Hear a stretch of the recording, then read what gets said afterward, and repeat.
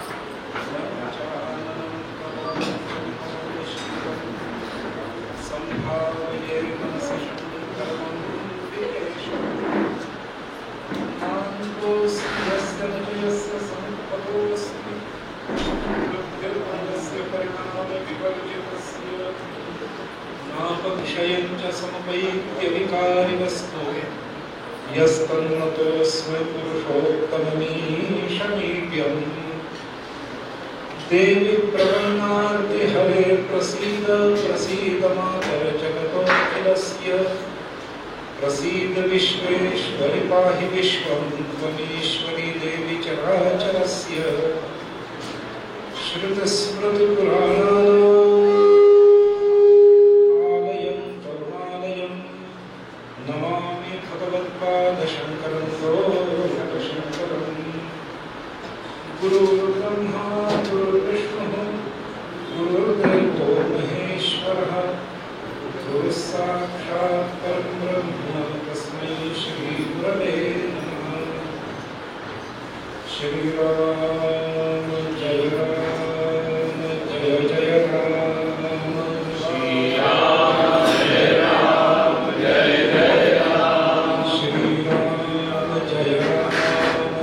जय राम। श्री राम जय जय राम। धर्म की जय हो, अधर्म का नाश हो, प्राणियों में सद्भाव हो, विश्व का कल्याण हो। गौ माता की जय हो, गौ हत्या बंद हो, भारत अखंड हो, भारत अखंड हो, भारत अखंड हो। श्रीमद् परमहंस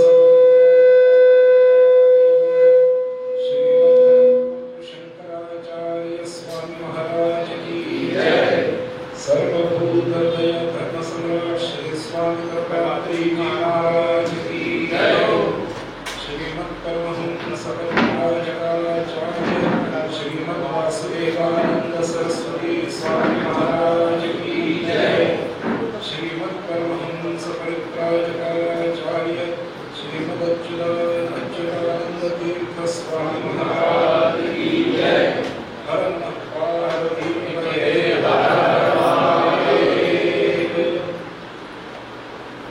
भजमन ललिते ललिते ललिते वेहि कामावेङ्गी।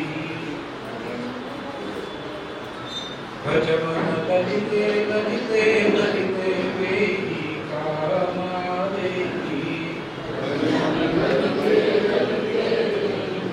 वेहि कामावेङ्गी वेहि कामावेङ्गी। बिगड़े काज सवारेगी।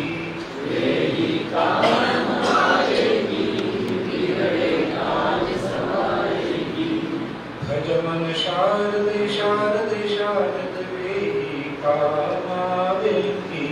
भजमन शारदे शारद वेहि कामावेङ्गी। वेहि कामावेङ्गी बिगड़े काज सवारेगी। वेहि कामावेङ्गी बिगड़े काज सवारेगी। भजमन लक्ष्मी लक्ष्मी लक्ष्मी वेहि कामावेङ्गी। भजमन लक्ष्मी लक्ष्मी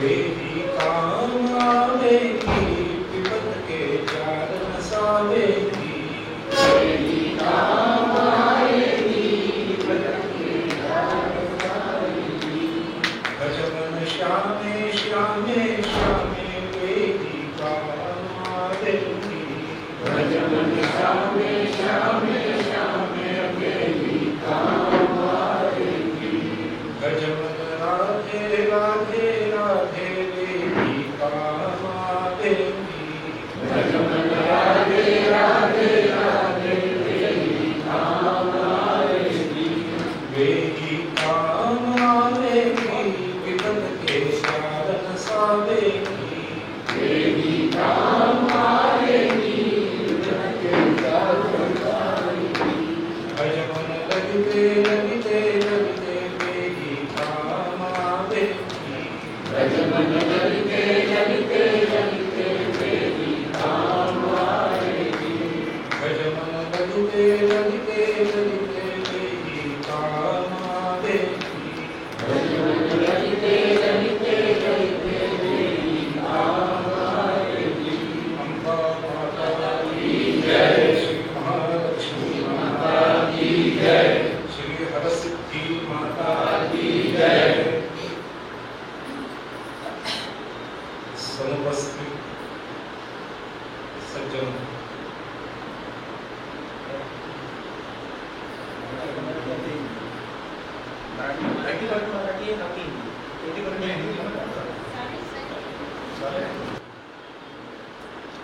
देवीचा हा अलौकिक वासंतिक पर्व आहे. भगवती आपल्याकडे वर्षातून दोनदा स्वतःच्या विशेष रूपाने अनुकंपा करते. पहिली अनुकंपा करते ती दक्षिणायनामध्ये अश्विन मासामध्ये प्रतिपदेपासून नवमीपर्यंत अनुकंपा करते, त्याला शारदीय नवरात्र म्हणतात. आणि त्यानंतर बरोबर 6 महिन्यांनी उत्तरायणामध्ये वसंत ऋतू बहरतात की पुन्हा शुक्ल पक्षाच्या प्रतिपदेपासून शुक्ल पक्षाच्या नवमीपर्यंत देवी पुन्हा अनुकंपा करण्यासाठी स्वतःच्या सर्व गुणगणांनी युक्त अत्यंत अलौकिक शक्तीनिशी पुन्हा या भूमंडलावर विचरण करते आणि भक्तांना अनुग्रह करते. म्हणून शारदीय नवरात्र किंवा ज्याला शरद नवरात्र म्हणतात ते आणि वासंतिक नवरात्र या दोन्हीमध्ये देवीच्या उपासनेला अनन्यसाधारण महत्त्व सांगण्यात आलेलं आहे. एक नवरात्र उत्तरायणात आहे ती वासंतिक नवरात्र म्हणली जाते आणि एक नवरात्र दक्षिणायनात आहे जी शारदीय नवरात्र म्हणली जाते. या दोन्ही नवरात्रींमध्ये देवीची 2 वेगवेगळी रूपं पूजली जातात. दक्षिणायनामध्ये कोणत्याही देवतेचं उग्र रूप पूजलं जातं आणि उत्तरायणामध्ये कोणत्याही देवतेचं ऐश्वर्य संपन्न सात्विक रूप पूजलं जातं. म्हणून अश्विन नवरात्रामध्ये देवी ही हातामध्ये शस्त्रास्त्र धारण करून प्रकट होते आणि तसं तिचं पूजन केलं जातं. तर वासंतिक नवरात्रामध्ये देवी ही सवाष्ण आहे, स्वतःच्या माहेरी आलेली आहे, तिचा दोलोत्सव चालू आहे, ती साज शृंगार 16 शृंगार देऊन आलेली आहे आणि भक्तांवर अनुग्रह करण्यासाठी हातामध्ये पुस्तक, अक्षमाला, कमंडलू, पद्म असं धारण करून ती बसलेली आहे. असं तिचं रूप हे उत्तरायणात पूजलं जातं. प्रत्येक देवतेचं उत्तरायणातलं एक पर्व असतं आणि दक्षिणायनातलं एक पर्व असतं. उदाहरण द्यायचं झालं तर गणपतीचं दक्षिणायनातलं पर्व म्हणजे भाद्रपदातली चतुर्थी आणि त्याच गणपतीचं उत्तरायणातलं पर्व म्हणजे माघातली चतुर्थी. महादेवाचं दक्षिणायनातलं पर्व म्हणजे श्रावणातले सोमवार आणि महादेवाचं उत्तरायणातलं पर्व म्हणजे महाशिवरात्री. भगवंताचं भगवान श्री हरीचं दक्षिणायनातलं पर्व म्हणजे श्रीकृष्ण म्हणजे जन्माष्टमी आणि भगवंताचं उत्तरायणातलं पर्व म्हणजे श्री रामनवमी. त्यामुळे प्रत्येक देवतेचं दक्षिणायनातलं एक पर्व आहे आणि उत्तरायणातलं एक पर्व आहे. उत्तरायणातल्या पर्वातली जी देवता आहे ती शांत आहे, सौम्य आहे, अत्यंत भोळी आहे, असं भगवंताचं उत्तरायणातलं रूप आहे. आणि भगवंताचं दक्षिणायनातलं रूप म्हणजे घटासी घट, उद्धटासी उद्धट, खटनटासी खटनट या पद्धतीचं रूप आहे. श्री कृष्ण रूपामध्ये ज्या वेळेला श्री हरी प्रकट होतात त्यावेळेला सर्व प्रकारची कारस्थानं करतात, पण धर्माचा विजय मिळवून जातात, विजयी करतात धर्माला. आणि उत्तरायणातलं तेच श्री हरीचं स्वरूप हे अत्यंत सौम्य. कसं सौम्य आहे? हाये राजा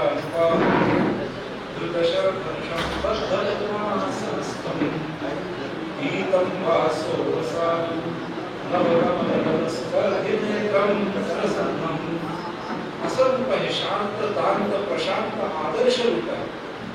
आणि त्या शांत, दांत, प्रशांत, आदर्श रूपात देखील भगवंत धर्माचीच प्रतिष्ठा करतात. तद्वत आश्विन महिन्यातल्या नवरात्रातलं देवीचं रूप जे आहे हे शस्त्रास्त्र धारिणी ती देवी आहे, दुर्गती नाशिनी ती देवी आहे. आणि थोडक्यात सांगायचं शास्त्रीय भाषेत तर ते निग्रहात्मक रूप आहे देवीचं. आणि उत्तरायणातलं देवीचं रूप जे आहे हे संपूर्ण सात्विक 16 शृंगारांमध्ये ऐश्वर्य संपन्न लेकरूबाळ कुटुंबवत्सल असं देवीचं रूप आहे. आणि या रूपामध्ये ती अनुग्राहक बनते. दक्षिणायनाच्या रूपामध्ये ती निग्राहक आहे आणि उत्तरायणाच्या रूपामध्ये ती अनुग्राहक आहे. हा दोन्ही मधला फरक आहे. तीच देवी पण तिची दोन वेगवेगळी रूप आपल्याला दिसतात. यामध्ये दोन्ही वेळेला देवीचं महाकाली, महालक्ष्मी, महासरस्वती याच रूपाचं पूजन होतं. परंतु दक्षिणायनामध्ये महासरस्वतीच्या हातामध्ये देखील शस्त्रास्त्रांचं वर्णन आहे, महालक्ष्मीच्या हातामध्ये देखील पाशाकुशाचं वर्णन आहे आणि महासरस्वतीच्या हातामध्ये देखील शस्त्रास्त्रांचं वर्णन आहे. आणि तेच वासंतिक नवरात्रीमध्ये त्याच महाकाली, महालक्ष्मी, सरस्वती, महासरस्वतीच्या रूपामध्ये अक्षमाला आहे, कमंडलू आहे, पुस्तक आहे, वीणा आहे, असं रूप आहे. तर वासंतिक नवरात्र चालू आहे. वासंतिक नवरात्रामध्ये संपूर्ण सृष्टीवर देवीचा अनुग्रह होतो आणि याचंच प्रतीक म्हणजे शिशिर ऋतूमध्ये झडलेली पानं, सुकलेली झाडं ही पुन्हा पल्लवित होतात, बहरतात. सगळ्या प्राणी, पशु, पक्ष्यांना आनंद होतो. कोकिळा कुहू कुहू गाऊ लागते. लहान लहान मुलं अंगणाईमध्ये खेळू लागतात आणि त्या ग्रीष्म ऋतूच्या प्रारंभी असलेल्या या वसंत ऋतूनी सर्व सृष्टीला एक प्रकारचा बहार आलेला असतो. जगण्याची एक नवी उमंग आलेली असते. हे भगवतीच्या अनुग्रहाचं प्रतीक आहे. ही भगवती कोण आहे? ही भगवती परमेश्वर आहे स्वतः का परमेश्वराची वृत्ती प्रकृती आहे ही भगवती? काही भगवती माया आहे? कोण आहे ही भगवती? तर पुराणात म्हटलेलं आहे की ती साक्षात परमेश्वर स्वरूपीच आहे. तिच्यात आणि परमेश्वरामध्ये काहीही फरक नाही, अभिन्नता आहे दोघांमध्ये.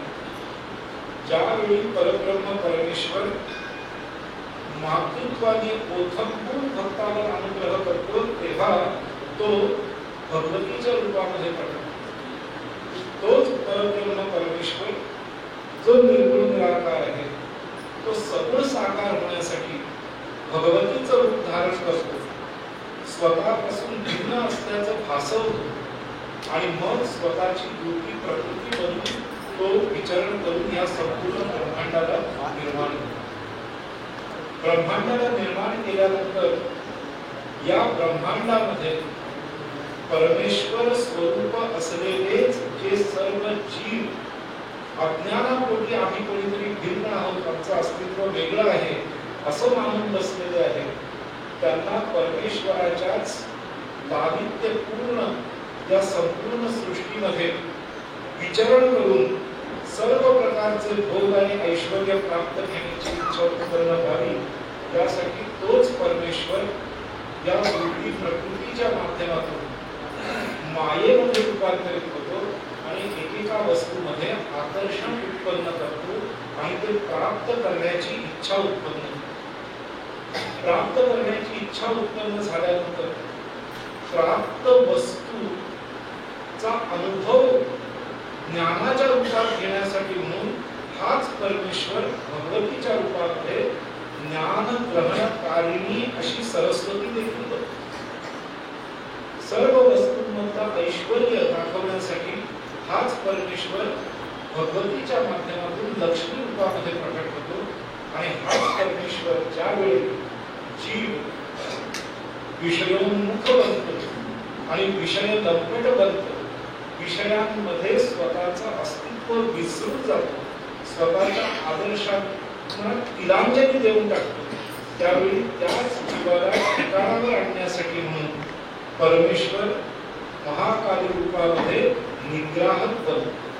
निग्राहक बनतो याचा अर्थ जो जीव स्वतःची मर्यादा उल्लंघन करून उपभोगामध्ये लिप्त झालेला आहे, त्या जीवाला त्याची चूक पळून देण्यासाठी म्हणून, त्याला शासित करण्यासाठी म्हणून तो निग्राहक बनतो. ते महाकालीच्या रूपामध्ये निग्राहक करतो. त्यामुळे परमेश्वर सृष्टी निर्माण करतो, म्हणजे सृजन करतो, सृष्टीचं पालन करतो, सृष्टी जुनी झाल्यानंतर त्या सृष्टीचं तिरोधान करतो, सृष्टीवर अनुग्रह करतो आणि सृष्टीतले जीव ज्या वेळेला मर्यादा उल्लंघन करतात तेव्हा त्यांना नियंत्रण आणण्यासाठी, त्याच्यावर नियंत्रण करण्यासाठी म्हणून तो निग्राहक देखील करतो. भगवंताच्या सर्जक रूपाला ब्रह्मा असं म्हणतात, भगवंताच्या पादिनी रूपाला विष्णू असं म्हटलेलं आहे आणि भगवंताच्या तिरोधान करण्याच्या रूपाला रुद्र असं म्हटलेलं आहे. तर भगवंताच्या अनुग्रहात रूपाला गणपती असं म्हटलेलं आहे आणि भगवंताच्या निग्रहात रूपालाच देवी किंवा दुर्गा असं म्हटलेलं आहे. सर्व देवी दुर्गेचीच रूप आहे. त्यामुळे दुर्गा हे सर्व देवींचं स्वरूप आहे, तर बाकी सर्व देवी ह्या दुर्गेची रूप आहेत. जसं माती आणि मातीपासून बनलेल्या विविध पदार्थांमध्ये रूप आणि स्वरूपाचं नातं असतं. उदाहरण द्यायचं झालं तर कपशी असो, माठ असो, रांजण असो, सुरई असो किंवा झाडं लावण्याची कुंडी असो, हे मातीपासून बनलेले सर्व पदार्थ, या सर्व पदार्थांचं स्वरूप आहे माती आणि मातीची रूप आहेत कपशी, सुरई, कुंडी, रांजण इत्यादी ही मातीची रूप आहे आणि स्वरूप काय आहे? सगळ्यांचं माती हे स्वरूप आहे. दोघांमध्ये कसा संबंध आहे? मातीने रूप धारण केलं नाही तर मातीची उपयोगिता सिद्ध होणार.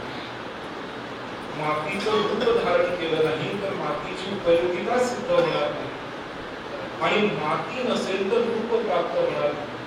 त्यामुळे दोघांचा एकमेकांवर अन्योन्य संबंध आहे. तद्वत सगळ्या देवी ज्या आहेत त्या दुर्गा स्वरूपीच आहेत आणि सगळ्या देवी या दुर्गेचीच रूप आहेत. त्यामुळे दुर्गा आणि बाकी सगळ्या देवींमध्ये अभेद आहे. म्हणून स्थापना, घटस्थापना वगैरे करताना देखील गुरुजी मंत्र काय म्हणतात? नवदुर्गा स्वरूपिणी श्री महाकाली महालक्ष्मी महासरस्वती त्रिगुणात्मिका श्री महालक्ष्मी देव्यै नमः असं संबोधन करतात.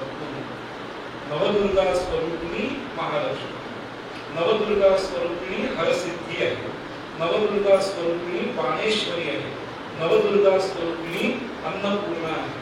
त्यामुळे दुर्गेनेच भक्तांच्या कल्याणाकरता ही एवढी विविध रूप धारण केली. हरी अनंत हरी कथा अनंत आपण म्हणतो, तसं देवीच्या देखील अनंत कथा आहे. प्रत्येक भक्तासाठी देवीने अवतार धारण केला आणि ज्यावेळी त्या भक्तावर अनुग्रह करायचा होता तेव्हा अनुग्राहक अवतार धारण. ज्या वेळेला भक्ताला संकट आलं त्यावेळेला देवीने निग्राहक अवतार धारण करून भक्ताचं संकट हरण केलं. ही देवी जी आहे ती परब्रह्म परमेश्वरच आहे. ही परब्रह्म परमेश्वरच आहे. महालक्ष्मीच्या रूपामध्ये आपल्याला या गोष्टी दिसून येईल. कोल्हापूरची जी अंबाबाई आहे तिला अंबा म्हटले. महाराष्ट्रामध्ये आजच्या कोणत्याही वस्तूवरून कोणत्याही विषयावरून कमीत कमी 4-5 वर्ष वाद पुरतो आहे. महाराष्ट्राला एक कोणता हा रोग लागलेला आहे, वादांचा रोग लागला. कोणत्याही विषयाचा तो आम्हाला वादासाठी, म्हणजे त्यासाठी रायगडावरचा वाघ्या कुत्रा हा देखील वादाचा विषय चालला. आता त्या वादाच्या भोवऱ्यात महाराष्ट्रातल्या लोकांनी इंदोरच्या महाराजांनाही गुंतवलं. वाघ्या कुत्र्याचा पुतळा काढा, तर नंतर दुसरे महाराष्ट्रातले लोक म्हणू लागले महाराष्ट्राचे की नाही, वाघ्या कुत्र्याच्या पुतळ्यासाठी समाधीसाठी इंदोरच्या तुकोजीराव होळकरांनी दान केलेलं होतं, त्यामुळे तो हटवायचा. म्हणजे इंदोरकरांनी त्या वादात खेचायचा प्रयत्न केला मराठी लोकांनी तिकडच्या. त्यामुळे आजचा महाराष्ट्र फार विचित्र झालेला आहे. आजचा महाराष्ट्र म्हणजे कोणी इथे बिहारी असेल तर वाईट वाटून घेऊ नका, पण 10 वर्षांपूर्वीचा जो बिहार होता त्या दिशेने आज महाराष्ट्राची वाटचाल चालली. दर दिवशी नवीन वाद, दर दिवशी नवीन वाद, असा नव्हता महाराष्ट्र. महाराष्ट्राला पुन्हा महाराष्ट्रपण शिकवण्यासाठी तिकडच्या नेत्यांना महाराष्ट्राच्या बाहेरच्या मराठी मंडळींकडून आता प्रशिक्षण घ्यावं लागतं. महाराष्ट्रात गणेशोत्सव कसा साजरा करायचा हे जर बघायचं असेल तर महाराष्ट्रातल्या बाहेरचे गणेशोत्सव बघावे लागतात. तेव्हा मराठी लोकांना तिकडच्या कळेल की गणेशोत्सव कसा साजरा करत मराठी लोक करतात. वासंतिक नवरात्र कशी साजरी करायची ही महाराष्ट्रातल्या जर मराठी माणसांना आज शिकवायची असेल तर इंदोरच्या महालक्ष्मी मंदिरात येऊन बघावं लागेल की नवरात्र. तर कोल्हापूरची अंबाबाई मध्यंतरी 10-15 वर्ष त्यावर वाद चालला की ही अंबाबाई की महालक्ष्मी. आता अंबाबाई आणि महालक्ष्मी यामध्ये काय फरक आहे? अंबा म्हणजे आई. अंबा या शब्दाचा संस्कृत शब्दाचा अर्थ काय? आई. आता महालक्ष्मीला आपण आई नाही का म्हणू शकत, किंवा आपली आई ही महालक्ष्मीचं स्वरूप असं नाही का शकत? त्यामुळे महालक्ष्मी की अंबाबाई यामध्ये काही खरं वाद करण्यासारखं काहीच नव्हतं. पण तरी आमच्याकडे तो 14-15 वर्ष चालला होता आणि त्यावर भरपूर मारामाऱ्या झाल्या, बरंच काय झालं. म्हणजे महालक्ष्मी देखील बसून खरखरून हसत असेल की काय हा मूर्खपणा. म्हणून एकाने मला विचारलं की तिकडे कोल्हापुरातच मंदिरातल्याच प्रवचनात, गुरुजी महालक्ष्मी की अंबाबाई, म्हणजे जर मी अंबाबाई म्हटलं असतं तर महालक्ष्मीवाले नाराज, महालक्ष्मी म्हटलं असतं तर अंबाबाई म्हणणारे नाराज. म्हटलं ही महालक्ष्म्यंबा आहे, महालक्ष्मी अंबा आहे.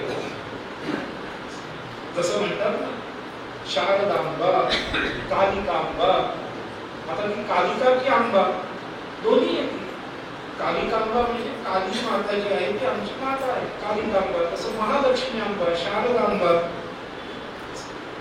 तर कोल्हापूरची जी महालक्ष्मी आहे ही महालक्ष्मी काय नक्की आहे तर पद्मपुराणामध्ये करवीर निवासिनी महालक्ष्मीचं महात्म्य सांगितलं.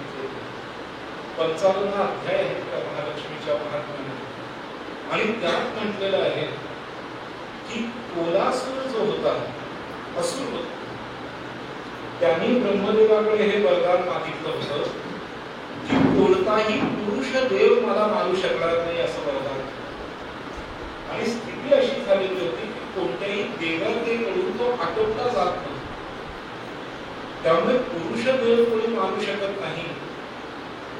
पार्वती आहे, सरस्वती आहे, त्यांनी हात टेकले म्हणून तुमच्याच्याने होत नाही, आम्ही काय विनाधारण करून याला मारणार. म्हणून याला कोण मारू शकेल कोलासुराला, तर भगवान विष्णूच मारू शकेल. म्हणून विष्णूकडे देवतांनी गाभाऱ्यात नेलं आणि विष्णूंना सांगितलं की भगवंता, त्या कोलासुराचा वध तुमच्याशिवाय कोणी करू शकणार नाही. त्यामुळे तुम्ही अवतार धारण करा आणि त्या कोलासुराशी युद्ध करा. तेव्हा विष्णू म्हणाले, पंचायत ही आहे की कोलासुराला कोणताही पुरुष देव मारू शकत नाही. मी तर विष्णू आहे, पुरुष आहे, त्यामुळे मी कसं आपण त्याला मारू शकेल? भगवान माझ्यासाठी नाहीये त्या शापात, त्या वरदानात. देवता म्हणाले, भगवंता, आपण साक्षात परब्रह्म परमात्मा आहात. परब्रह्म परमात्मा हा स्त्री पुरुष यांच्याही पलीकडे, यांच्याही पलीकडे याचा अर्थ तो स्त्रीही नाही ना पुरुषही नाही, तीन राखा असं नाही. स्त्री आणि पुरुष यांच्याही पलीकडे आहे. याचा अर्थ स्त्रीमध्ये असलेलं वात्सल्य, स्त्रीमध्ये असलेली ममता, स्त्रीमध्ये असलेला अनुग्रहपणा हा देखील परमेश्वरामध्ये आहे. आणि पुरुषांमध्ये असलेली कर्तृत्व, शौर्य हे देखील परमेश्वर आहे. जसं ज्ञानेश्वर महाराज म्हणाले, सगुण, निर्गुण, अगुण आणि अवगुण यात फरक आहे. तसं स्त्री पुरुष, स्त्री पुरुषांच्या पलीकडे आणि स्त्रीही नाही पुरुषही नाही, हे चार वेगवेगळ्या कॅटेगरीज आहेत. तर परमेश्वर हा स्त्री आणि पुरुष या मर्यादेच्या पलीकडे आहे. याचा अर्थ परमेश्वर स्त्रीही बनतो आणि परमेश्वरच पुरुषही बनतो आणि बनवतो. या गोष्टीचं प्रतिपादन ज्या वेळेला ब्रह्मा आणि रुद्रांनी केलं, तेव्हा भगवान नारायण म्हणतात की ठीक आहे, कोलासुराच्या वधासाठी मी स्त्री रूप धारण करतो, मी स्त्री रूप धारण करतो असं म्हणून साक्षात भगवान श्री नारायण हे स्त्री रूपात अवतरले. म्हणून ते लक्ष्मी नाही तर महालक्ष्मी बनते. महालक्ष्मी बनते याचा अर्थ काय? पुरुष असून देखील स्त्रीत्वाचा आधान करून, पुरुषाश्रित असून देखील स्त्रीत्वाचा उदय केल्यामुळे भगवंताला तिथे लक्ष्मी न म्हणता महालक्ष्मी असं संबोधन केलं. महालक्ष्मी संबोधन केलं याचा अर्थ स्वतःच्या सर्व षड्गुण ऐश्वर्या सहित प्रकट झालेले लक्ष्मीच्या रूपात, म्हणून ती महालक्ष्मी. आपण म्हणतो ना देव आणि महादेव, विष्णू आणि महाविष्णू, त्यामध्ये फरक आहे. रुद्र आणि महारुद्र त्यामध्ये फरक आहे. महाविष्णू कोणाला म्हणतात? तर जेव्हा भगवान विष्णू शेषनागासहित, गरुडासहित, उद्धव अक्रूरासहित, नारद कुंभक सहित आणि शिवाय महालक्ष्मी, शिवाय लक्ष्मी सहित असे ज्या वेळेला भगवान विष्णू येतात, सपरिवार स्वतःच्या षडैश्वर्याने युक्त होऊन येतात, त्यावेळेला त्यांना महाविष्णू अशी संज्ञा आहे. तसंच रुद्र आणि महारुद्र. महारुद्र कोण? तर जे पार्वती सहित आहे, ज्यांच्या बरोबर त्यांचा गणपती पण आहे, कार्तिक पण आहे, नंदी पण आहे, पार्वतीचा सिंह पण आहे, वरती चंद्र पण आहे आणि डोक्यावर गंगा देखील आहे. असं जे महादेवाचं रूप आहे ते रुद्र रूप नाही तर महारुद्र रूप आहे. तर तसं भगवान विष्णूंनी देवीचं रूप धारण केलं आणि त्या रूपामध्ये षडैश्वर्याने संपन्न होऊन भगवंता आले, म्हणून त्यांना महालक्ष्मी अशी संज्ञा देण्यात. म्हणून या रूपामध्ये धृत्वा श्रीर मातुलिंगम तदुपरिचगदां खेटकं पादपात्रं नागं लिंगं च यो निम्नशिरसंकृतवती राजते हेमवर्णा. महालक्ष्मीचं वर्णन आद्या शक्ती स्त्री रूपा. आद्या शक्ती जी आहे, आद्या शक्ती स्त्री रूपा आणि आद्या शक्ती ही स्त्री रूपा दोन्ही आहे. आद्या शक्ती स्त्री रूपा त्रिगुण परिवृता असं वर्णन केलं. महाविष्णूंच्या मस्तकावर नाग असतो, म्हणून कोल्हापूर निवासी महालक्ष्मीच्या मस्तकावर देखील नागाचा खुणा आहे, कारण विष्णू आहे. भगवान नारायण हे शिवलिंगाला मस्तकावर धारण करतात. पांडुरंगाची मूर्ती जर बघितली तर पांडुरंगाच्या मूर्तीच्या मस्तकावर शिवलिंग आहे. म्हणून महालक्ष्मीच्या मस्तकावर देखील शिवलिंग आहे, कारण ते विष्णू आहेत. जरी स्त्री रूपात आलेले असते तर त्यांच्या मस्तकावर त्यांनी शिवलिंग धारण कृत्वा श्रीर मातलिंगम तदुपरित्य गदाकेटकं पावनं.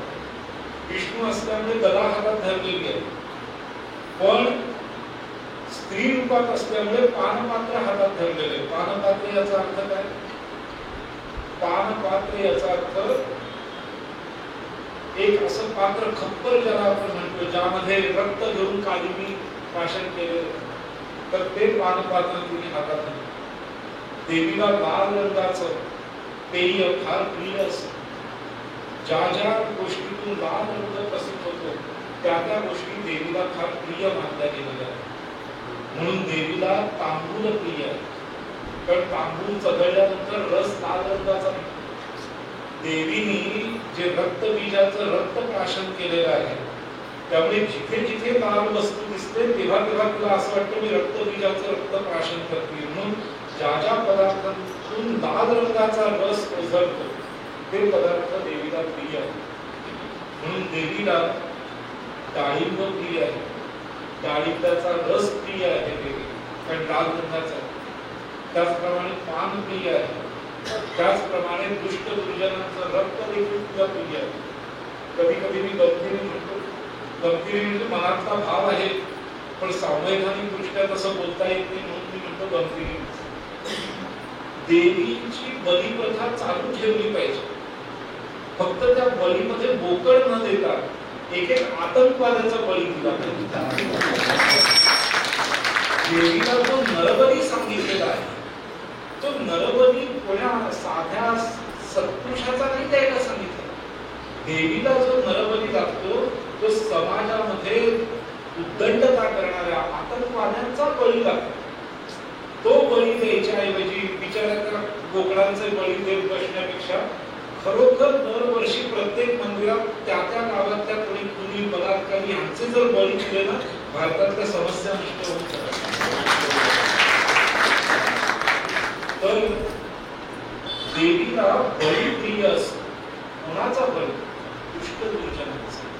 दुष्ट दुर्जनांचं रक्त तिला आवडतं, कारण ते रक्त घेतल्यामुळे काय होतं? समाज सुखी होतो. ते रक्त घेतल्यामुळे समाज सुखी. तर कृत्वा शरीर मार्गलिंगम तदुपरित्य गदां घेटकं पानपात्रं नागं लिंगं च योनिं शिरसि नृत्यवती राजते हेमवर्णं. नागं लिंगं च योनिं शिरसि नृत्यवती राजते हेमवर्णं. पांडुरंगाच्या रूपामध्ये काय आहे? मस्तकावर फक्त शिवलिंग आहे, पण शाळुंका नाहीये त्यामध्ये. पण शाळुंका पांडुरंग माथ्यावर कसं धरणार? कारण शाळुंका हे स्त्रीच्या योनीचं रूप आहे, ते कसं डोक्यावर स्पर्श करून देणार?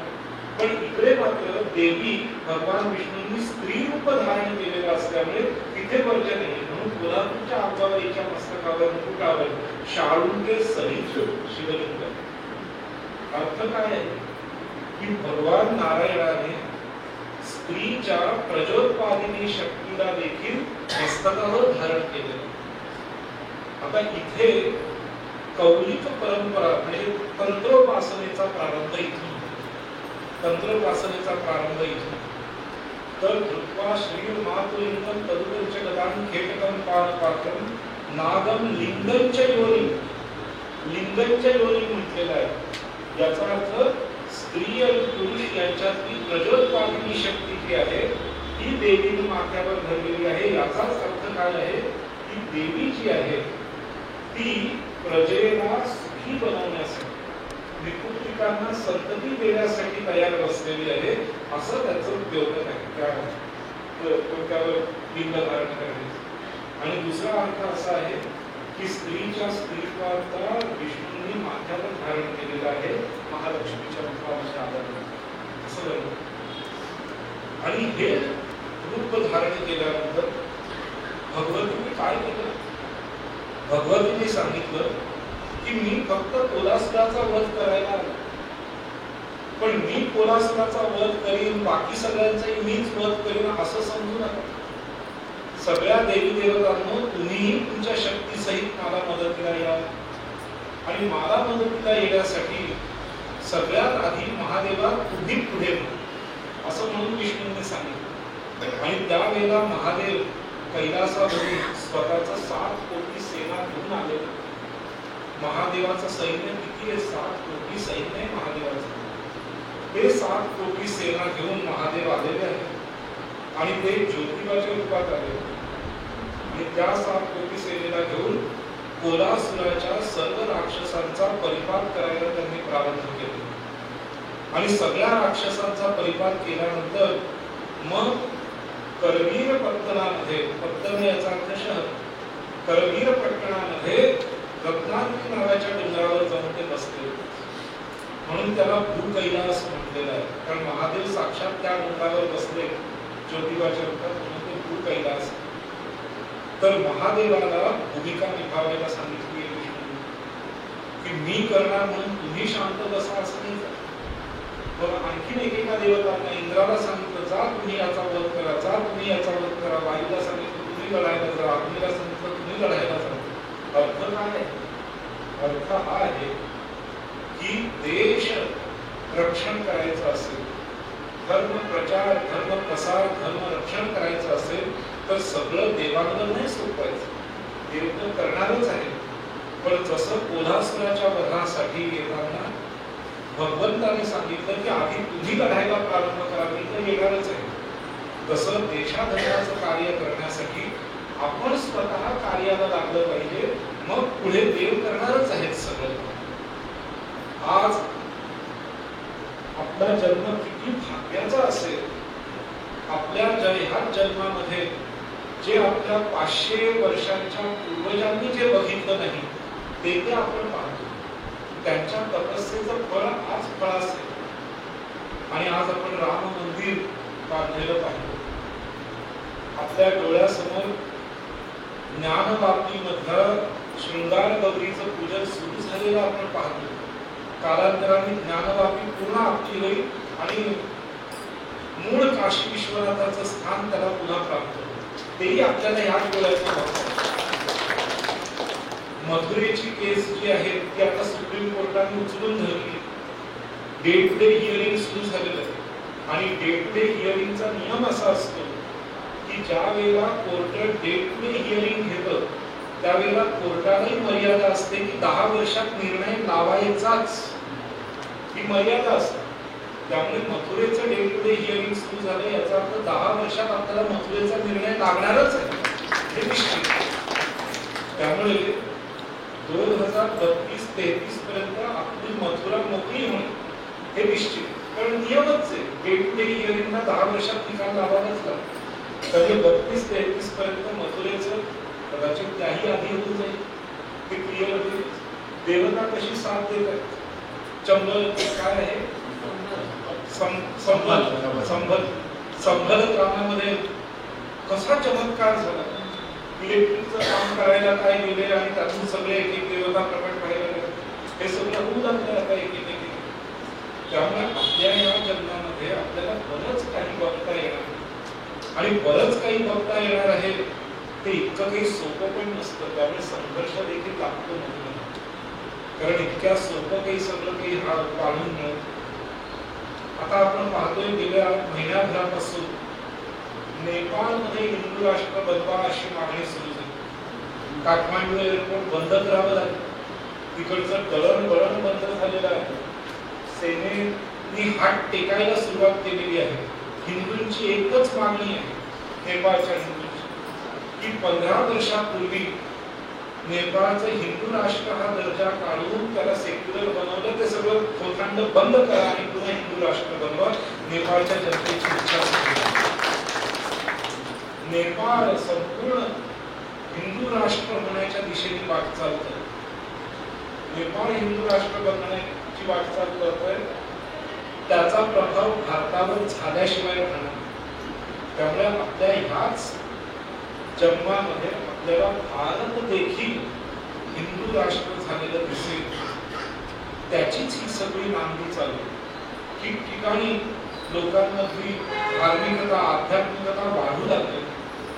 जे विषय आपण उघडपणे बोलायला घाबरायचो ते विषय लहान लहान मुलं उघडपणे बोलू लागले.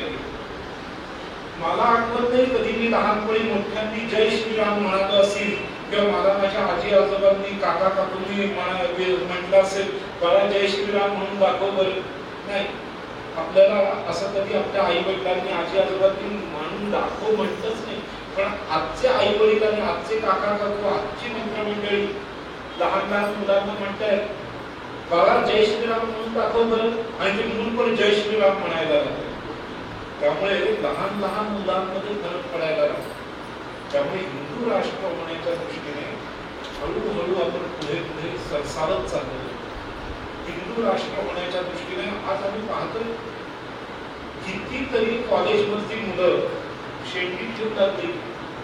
कॉलेजमधली मुलं ऑफिसेस मध्ये जाणारी लोक कपाळाला कुंकू लावायला लागले. कुंकू असेल, शेंदूर असेल, जी कोणती आराध्य देवता असेल त्याची कोण लावू लागलेले. कितीतरी मुलं हल्ली आपण पाहतोय. महाकालेश्वराला आज जाऊन आलो मी उज्जैनीला. एक काळ असा होता की उज्जैनीला दर्शनाला 50च्या वरची लोक असायची. आज स्थिती अशी आहे, आज मी उज्जैनला गेलो 80% तरुण मुलं आहेत दर्शनासाठी. 80% तरुण मुलं दर्शनाला आलेले, 80% तरुण जोडपी दर्शनाला आले लहान लहान मुलांना कडेवर घेऊन. नंतर एक मधला काळ असा ग्लानीचा आलेला होता की देवधर्म म्हणजे म्हाताऱ्या पोटामध्येच करायचा. पण तो हळूहळू चेंज होत चाललेला आहे म्हाताऱ्या. तर बऱ्याच ठिकाणी असं दिसतं, आता इंदोरमध्ये देखील बऱ्याच ठिकाणी गुढीपाडव्याला तरुण मुलं नाही अशी ओरड आहे. सगळीकडेच ओरड आहे. पण तुम्हाला सांगतो तरुण मुलं जिथे आहेत तिथे ते करतात. म्हणजे इंदोर मधली तरुण मुलं जर बंगलोरला असतील, पुण्याला असतील, इंदोरच्या कार्यक्रमात तरुण नाही आहेत, पण ते पुण्यातल्या कार्यक्रमात सम्मिलित झाले, ते बंगलोरच्या कार्यक्रमात सम्मिलित झाले. त्यामुळे ते जिथे आहेत तिथून करतायत काम. त्यामुळे तरुणांचा सहभाग वाढलेला आहे. हिंदू राष्ट्राच्या दिशेने वाटचाल सुरू झालेली आहे. आणि हिंदू राष्ट्र म्हणजे काय? हिंदू राष्ट्र म्हणजे भारत मातेचीच मुक्ती आहे. हिंदू राष्ट्र म्हणजे भारत मातेची मुक्ती होणं. भारत माता जगती केलेली आहे वेगवेगळ्या गोष्टींनी. तिला तिचं स्वतःचं मातृत्व विकसित करून दाखवता येत नाही. हिंदू राष्ट्र झाल्याने भारत माता ही स्वतःच्या सर्व शक्तींविषयी प्रकट होते. तर देवी महालक्ष्मी जी आहे ही महालक्ष्मी कोलासुराच्या वधार्थ स्वतः विष्णूंनी घेतलेला तो अवतार. आणि हा जो अवतार आहे त्यामध्ये कोलासुराचा वध झाल्यानंतर मरता मरता कोलासुराला पश्चाताप झाला. आणि कोलासुराने त्या महालक्ष्मीला अंबा म्हणून हाक मारले, म्हणून लोक तिला अंबाबाई म्हणतात. कोलासुराच्या मुखातले शब्द आहेत, मरता मरता त्यांनी ओळखलं की माझी खूप चूक झाली आहे, पश्चाताप झालाय. आणि याच महालक्ष्मीला तो महालक्ष्मी या रूपाने नाही तर स्वतःच्या मातेच्या रूपाने पाहतोय, म्हणून तो अंबा हाक मारतोय. आणि म्हणून कोल्हापूरच्या महालक्ष्मीला महालक्ष्मी देखील म्हणतात आणि अंबाबाई देखील. दोन्ही. पण कोल्हापुराने अंबा म्हणून हाक मारलेली, महालक्ष्मी म्हणून हाक नाही मारली. आणि देवतांनी तिला महालक्ष्मी म्हणून हाक मारली, म्हणून दोन्ही नावं सांगतात, दोन्ही नावं योग्य. तर कोल्हापुराने जेव्हा पश्चाताप करणार अंबेची माफी मागितली, क्षमा याचना केली, त्यावेळेला आंबेनी कोल्हापुराला विचारलं की तुझी काय इच्छा आहे सांग बरं, की तुझी इच्छा मी पूर्ण करू. तर मला अंबा म्हणून हाक मारली. आई मुलाची मुलीची प्रत्येक इच्छा पूर्ण करण्याचा आटोकाट प्रयत्न करतो. तर हे कोल्हापुरा तुम्हाला अंबा हाक मारलंस ना, मग तुझी काय इच्छा आहे ती सांग, मी तुझी पूर्ण करीस, असा अंबाबाई म्हणाली. आणि तेव्हा कोल्हापूर म्हणतो की माझ्या 3 इच्छा आहेत, करीन म्हणे तुझ्या 3 इच्छा पूर्ण. तर म्हणे पहिली इच्छा अशी की ज्या स्थानी माझं राज्य होतं, ज्या स्थानी तू माझा वध केला, त्या स्थानाला माझ्या नावाने लोक म्हणून कोल्हापूर, त्यावरून कोल्हापूर असं नाव पडलं त्या स्थानाचं. आणि त्याचा जो भाऊ होता करवीर, त्यावरून करवीर नाव पडलं. त्यामुळे कोल्हासूर आणि करवीर यांच्यावरून करवीर क्षेत्र आणि कोल्हापूर शहर असं नाव.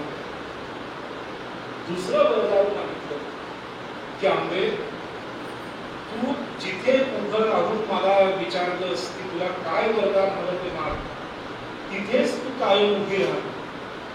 संपूर्ण सृष्टीचा अंत होईपर्यंत तू तिथेच उभी राहा आणि तुझ्या दर्शनाला येणाऱ्या भक्तांनाही विचार की तुम्हाला काय वरदान हवं ते घ्या.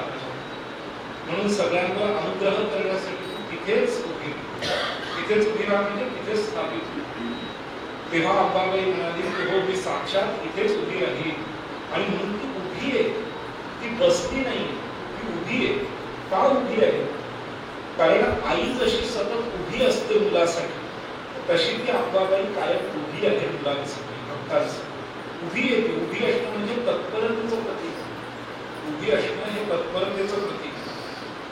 तिसरं वरदान कोल्हासुराने मागितलेलं आहे अंबाबाईकडे, ते हे मागितलेलं आहे की हे अंबे, तू शहराचं नाव माझ्या नावावरून दिलंस, तू माझ्या सांगण्यावर तिथे उभी राहिलीस.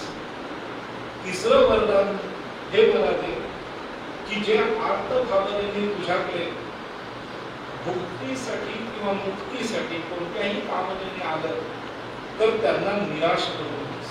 त्यांना त्यांचं दिवस, जसं मला तू मुक्ती दिलीस तसं सगळ्यांना मुक्ती दोन्ही प्रदान. आणि त्यामध्ये कोल्हापूर करवीर निवासिनींनी सांगितलं की हो, तेही. त्यामुळे करवीर निवासिनीच्या समोर जो अत्यंत सश्रद्धा अंतःकरणाने कोल्हासुरासारखं स्वतः आयुष्यात केलेल्या पापांबद्दल पश्चात्तापदग्ध होऊन जो येतो, त्याच्या मनोकामना त्या भुक्तीच्या असो, भुक्ती याचा अर्थ लौकिक उत्कर्ष, किंवा मुक्तीचा असो, मुक्ती याचा अर्थ पारमार्थिक उच्च बिंदू मुक्ती. त्यामुळे लौकिक अथवा पारमार्थिक जी काही मनोकामना जो कोणी घेऊन येईल त्याची इच्छा करवीर निवासिनी अंबाबाई पूर्ण करते. त्याची इच्छा पूर्ण. यामध्ये कोल्हासुराचा वध झाल्यानंतर जेव्हा प्रत्यक्ष अंबाबाई उभी राहिली सगळ्यांना आशीर्वाद वरदान देण्यासाठी, तेव्हा सगळ्यात पहिलं वरदान तिच्याकडून कोणी घेतलं असेल तर ते देवराज इंद्राने. इंद्र आला आणि इंद्र हात जोडून महालक्ष्मीची प्रार्थना करतो की माते, धनमदाने गर्विष्ठ मी झालो, त्या गर्वापोटी दुर्वासा ऋषींचा अपमान माझ्याकडून घडला. त्या गर्वापोटी आमचे गुरु देवगुरु बृहस्पतींचा अपमान माझ्याकडून घडला. त्याबद्दल मला क्षमा कर आणि आमचं स्वर्गाचं देवता ऐश्वर्य परत मिळव. इंद्राच्या मनामध्ये पश्चाताप झालेला आहे हे भगवतीने पाहिलंय. आणि मग इंद्राचं स्वर्गातलं ऐश्वर्य जे कोल्हासुराने घेऊन टाकलेलं होतं ते परत इंद्राला दिलं. त्यामुळे देवीने सर्वप्रथम अनुग्रह जो दिला तो इंद्राला दिला. अगस्ती ऋषींना अनुग्रह दिलेला, अगस्ती ऋषींना वरदान दिलेलं. अशा पद्धतीने तेव्हापासून देवी सगळ्यांच्या मनोकामना पूर्ण करते. म्हणून लोक म्हणतात की देवी नवसाला पावते, कारण तिचं ब्रीदच आहे. फक्त अट काय आहे? अट ही आहे की आपण जीवनात केलेली जी काही पाप आहेत, जे काही दोष आहेत, त्या दोषांचा हृदयापासून पश्चाताप झाला पाहिजे. आणि मनोमन देवीला सांगितलं पाहिजे, देवी माझ्या हातून हे चुकलं, माझ्या हातून हे चुकलं, माझ्या हातून हे चुकलं, मी पापी आहे. पापोहम पापकर्माहम पापात्मा पापसंभवः. ही भावना ठेवून पश्चाताप अंतःकरणाने मग देवीकडे मागणं मागितलं तर देवी ती निश्चित पूर्ण करते. त्यामुळे देवीकडे नुसतं जाऊन मागितलं चालणार नाही, तर आपली कबुलीही द्यावी लागते. इंग्लिशमध्ये ज्याला कन्फेशन म्हणतात, की मी काय चुकलो हे देवीला सांगावं. पुजाऱ्यांना सांगायची गरज नाही. आपल्याकडे देवी आणि आपल्यामध्ये कोणी तिसरा माणूस लागत नाही. हिंदू धर्माचं हे वैशिष्ट्य आहे की देव आणि भक्तामध्ये थर्ड पर्सनची गरज नाही. आपण देवाशी बोलावं ना देवाने त्या ऐकावं. इतका थेट संवाद देवामध्ये आणि आपल्यामध्ये असतो. हे हिंदू धर्माचं वैशिष्ट्य आहे. पुजाऱ्यांच्या हातात फक्त फुलांचे ताट द्या, ओटी बिटी द्या, ते भागतील. पण देवीला जे सांगायचंय ते तुम्ही तुमचं सांगायचं, तुमच्या शब्दात सांगायचं, अर्थ भावनेने सांगायचं. देवीला तेवढं पुरेसं. देवी ऐकते. तर तिसरं वरदान तुलासुराने मागितलंय की हे भगवती, जसं तू मला अनुग्रहित केलंस तसं जे मनोभावे तुझ्या भक्तीने तुझ्या दारी येतील त्यांना निराश पाठवू नकोस. त्यांचा अभ्युदय निश्रेयस जे काही त्यांना हवं ते तू त्यांना प्रदान कर. आणि देवी तेव्हा तथास्तु म्हणाली. तथास्तु म्हणाल्यानंतर मग इंद्राने देवीची स्तुती केली. नमस्ते महामाये श्रीपीठे सुरपूजिते शंख चक्र गदा हस्ते नारायण महालक्ष्मी नमस्ते. काय वर्णन केलंय? इंद्राने ज्या वेळेला देवीचं दर्शन घेतलंय तेव्हा इंद्राला विष्णूचं रूप दिसतंय म्हणून ते म्हणते शंख चक्र गदा हस्ते महालक्ष्मी नमस्ते. शंख चक्र गदा हातामध्ये धारण केलेल्या महालक्ष्मीचं त्यांना दर्शन. नमस्ते गरुडारूढे कोलासुर भयंकरी. विष्णू आहेत ना, त्यामुळे ज्या वेळेला महालक्ष्मी आली त्यावेळेला गरुडावर बसून आलेली आणि कोल्हापुरात ती उभी आहे त्यावेळेला तिच्या समोर गरुड बसलेला हे इंद्राने पाहिलं. म्हणून आज देखील कोल्हापूरच्या अंबाबाईच्या समोर गरुड मंडप नंतर देवीच्या समोर सिंहाचा मंडप असायला हवा, पण ती नारायणी आहे म्हणून तिच्या समोर गरुड मंडप. तर इंद्राला ते दर्शन झाले की देवी समोर गरुड बसलेला आहे म्हणून इंद्राने तसं वर्णन केलं. तर पहिला अनुग्रह देवीचा इंद्रावर झालेला आहे. कोलासुरानंतर इंद्रावर अनुग्रह झालाय आणि इंद्राला त्याचं स्वर्ग लोकांचं गेलेलं ऐश्वर्य त्याला परत प्राप्त झालं. भगवती समोर आपणही तेच मागितलं पाहिजे. काय मागितलं पाहिजे? की आमचं गेलेलं वैभव हे भगवती आम्हाला परत मिळेल. कोणतं गेलेलं वैभव? आपली अनेक वैभव गेली लहानपणापासून आणि फक्त नोटाच आपल्या हातात नाही. जसं वय वाढत जातं तसं फक्त नोटा वाढत जातात पण वैभव जात जातं. कोणतं वैभव जातं? लहानपणचा निरागसपणा वय वाढल्यानंतर निघून गेला. लहानपणचा निष्पापपणा निघून गेला. लहानपणाची समदृष्टी निघून गेली आपल्या डोळ्यात. नाहीतर लहान असताना सगळ्यांच्या प्रती समदृष्टी असायची. हा असा आहे, तो तसा आहे, तो कसा आहे, ही बघण्याची वृत्तीच नसते. भांडल्यानंतर देखील पुन्हा मित्र एकत्र होऊन जातात दुसऱ्या दिवशी. पण मोठं झाल्यानंतर तसं नाही. एकदा भांडण झालं की 20 वर्षानंतर पण तुम्हाला असं बोलला होतास, तुम्हाला असं बोलली होतीस लक्षात. लहानपणचं तसं नसतं. लहानपणी अगदी कडाडून भांडले, एकमेकांना मारामारी केली तरी दुसऱ्या दिवशी हात मारायला जातात, हे चल ना खेळायला, असं करून लहान मुलं पुन्हा हात धरून निघून जातात. तो जो निरागसपणा आहे, तो जो निरागसपणा आहे, त्या निरागसपणाचं निष्पापपणाचं जे वैभव होतं ते आपलं निघून गेलं. ते निघून गेलं. त्याच्या बदल्यात काय आलं? राग, द्वेष, लोभ, मोह, मद, मात्सर्य हे सगळं आलेलं आहे. लहानपणी लोभ मोह हा प्रकारच नसायचा. आपल्या शेजारच्या घरी जर समजा टीव्ही असेल, आपल्या घरी टीव्ही नसेल तर आपल्या घरी का टीव्ही नाही असं नाही. त्याच्या घरी टीव्ही रामायण लागलं की जातो त्याच्या घरी बघायला. त्याच्या घरी टीव्ही आहे, त्याचा काही हेवादावा नसायचा. पण मोठं झाल्यानंतर ह्या सगळ्याचे लोभ, ठेवे, दावे, मोह हे सगळं सुरू. त्यामुळे लहानपणचं जे शरीरमुक्त जीवनाचं वैभव होतं ते मोठेपणी आणि फक्त मोठ्यांचं वैभव, बँक बॅलन्सचं वैभव येतं. आणि ते वैभव शेवटी कोणाचं असतं? जावयांचं असतं किंवा मुलांचं असतं, बाकी कोणाचं नसतं. सगळ्यांनी साठवून ठेवलेले ते जावयांसाठी किंवा मुलांसाठी साठवून ठेवले. स्वतःबरोबर काहीही मिळणार. इंदोरमध्ये सोडा, आमच्याकडचे मुंबईतले जावई आणि मुलं करोडो रुपये सासऱ्यांनी किंवा वडिलांनी ठेवलेले असतील तरी देखील 100 रुपयाचं तर्पण देखील करायला कोणाला बोलवणार नाही वर्षात. त्यामुळे हे करोडो रुपये कोणाला देऊन जाणार आहेत लोक? तर त्यांना जे वर्षातून एकदा त्यांच्या नावाने तर्पणही करायला तयार नाही, त्यांच्यासाठी कमावून ठेवलं. तर हे जे वैभव होतं ते वैभव केलं आणि नुसता पैसा अडका मोठेपणी येत जातो. तर हे वैभव आपल्याला परत प्राप्त झालं, ते वैभव आपल्याला परत प्राप्त झालं पाहिजे. तो निरागसपणा, ती बुद्धिमत्ता, लहानपणाची बुद्धिमत्ता किती प्रचंड असते विचार कर. एखादं लहान मूल एखाद्या सोसायटीत राहतात, त्या सोसायटीमध्ये हिंदी भाषिक लोक आहेत, ते त्याच्याशी हिंदीत बोलतात, तर लहान मूल हिंदी भाषा शिकतात. तिकडे जर कोणी कानडी लोक असतील तर त्याच्याबरोबर कानडी बोलता बोलता कानडी शिकून टाकतात. शाळेमध्ये इंग्लिश शिकतायत, घरात मराठी शिकतायत. लहानपणी 7-8 वर्षाचे होईपर्यंत लहान मुलं 4-5 भाषा बोलायला शिकतात आणि छान बोलतात.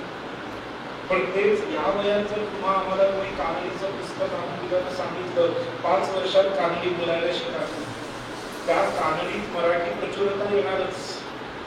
अजून देखील कितीतरी लोक असेल की 2-2 वर्ष इंदोर मध्ये राहतात, पण जेव्हा हिंदी बोलू लागतात तेव्हा कळते मराठी हिंदी कळतं लगेच. त्यामुळे लहानपणाची जी गुणग्राहकता आहे ती मोठेपणी राहत, लहानपणाचा निरागसपणा मोठेपणी राहत नाही. आणि म्हणून देवीकडे ते वैभव देखील मागण्याची याचना या सप्तशतीमध्ये आहे. म्हणून देवीला बाले देखील म्हटलं, बाला त्रिपुर सुंदरी. बाला त्रिपुर सुंदरीच्या रूपामध्ये देवीची उपासना केल्याने आपली वृत्ती ही बालवत, निरागस, निष्पाप आणि गुणग्राही होईल. तुकाराम महाराज म्हणतात ना, बालपण नेता वैभव दिसा करायचा, बालपणाचा वैभव हा निराळ वैभव. तर देवीकडे आपण आपलं दत्तवैभव मानतो, इंद्राणी त्याचं दत्तवैभव मानतो. या दत्तवैभवामध्ये 3 प्रकारची दत्तवैभव आहेत इंद्राची. एक दत्तवैभव आहे तो भौतिक आहे, की स्वर्ग लोकांना सोनं चांदी ऐश्वर्य सगळं गेलं ते परत आलं, देवीने ते परत. दुसरं वैभव इंद्राने ते मागितलेलं आहे, आध्यात्मिक वैभव गेलेलं जे होतं ते परत मागितलेलं आहे. कोणतं आध्यात्मिक वैभव गेलेलं होतं तर गुरु प्रति आदर, आध्यात्मिक वृत्ती ही त्याची धनमोहाने नष्ट झालेली, धनमदाने नष्ट झालेली होती. त्या आध्यात्मिक वैभव देवी म्हणून त्याने पुन्हा मागितलं. आणि तिसरं इंद्राने स्वतःचं दैवी वैभव परत मागितलं, मंत्रतंत्राचं सामर्थ्य त्याने देवीकडून परत मागितलं. तर देवीकडून फक्त भौतिक वैभवच नाही तर आध्यात्मिक आणि आधिदैविक वैभव देखील, दैविक आणि आध्यात्मिक तिन्ही प्रकारची वैभव देण्यामध्ये देवी समर्थ आहे. आणि ती तिन्ही प्रकारची वैभव आपल्याला प्राप्त व्हावी यासाठी दुर्गा सप्तशतीमध्ये 3 विभाग करण्यात आले. एका विभागामध्ये देवी आपल्याला आध्यात्मिक वैभव देते, एका विभागाच्या अनुशीलनाने देवी आपल्याला भौतिक वैभव देते आणि एका विभागाच्या अनुशीलनाने देवी आपल्याला दैवी वैभव देते. त्यामुळे आधी भौतिक, आध्यात्मिक आणि आधिदैविक तिन्ही प्रकारच्या पापांचा नाश करून तिन्ही प्रकारचं वैभव, दैविक, आध्यात्मिक तिन्ही प्रकारचं वैभव देवी आपल्याला या सप्तशतीच्या पाठाने देते. हा जो सप्तशतीचा पाठ आहे, हा सप्तशतीचा पाठ दुर्गेला उद्देशून केलेला, दुर्गेला उद्देशून केलेला असल्यामुळे कोणत्याही देवीला प्रसन्न करण्यासाठी तो पाठ केला जातो. कारण प्रवचनाच्या प्रारंभी जसं म्हटलं की दुर्गेचीच ही सगळी रूप आहे, त्यामुळे दुर्गेसाठी जे पाठ आहेत ते पाठ तुम्ही विष्णू महालक्ष्मीसाठी करू शकतात, महासरस्वतीसाठी करू शकतात, महाकालिकेसाठी करू शकतात. त्यामुळे दुर्गा सप्तशती ही सगळ्या देवींना प्रसन्न करण्यासाठी म्हटली तर चालते.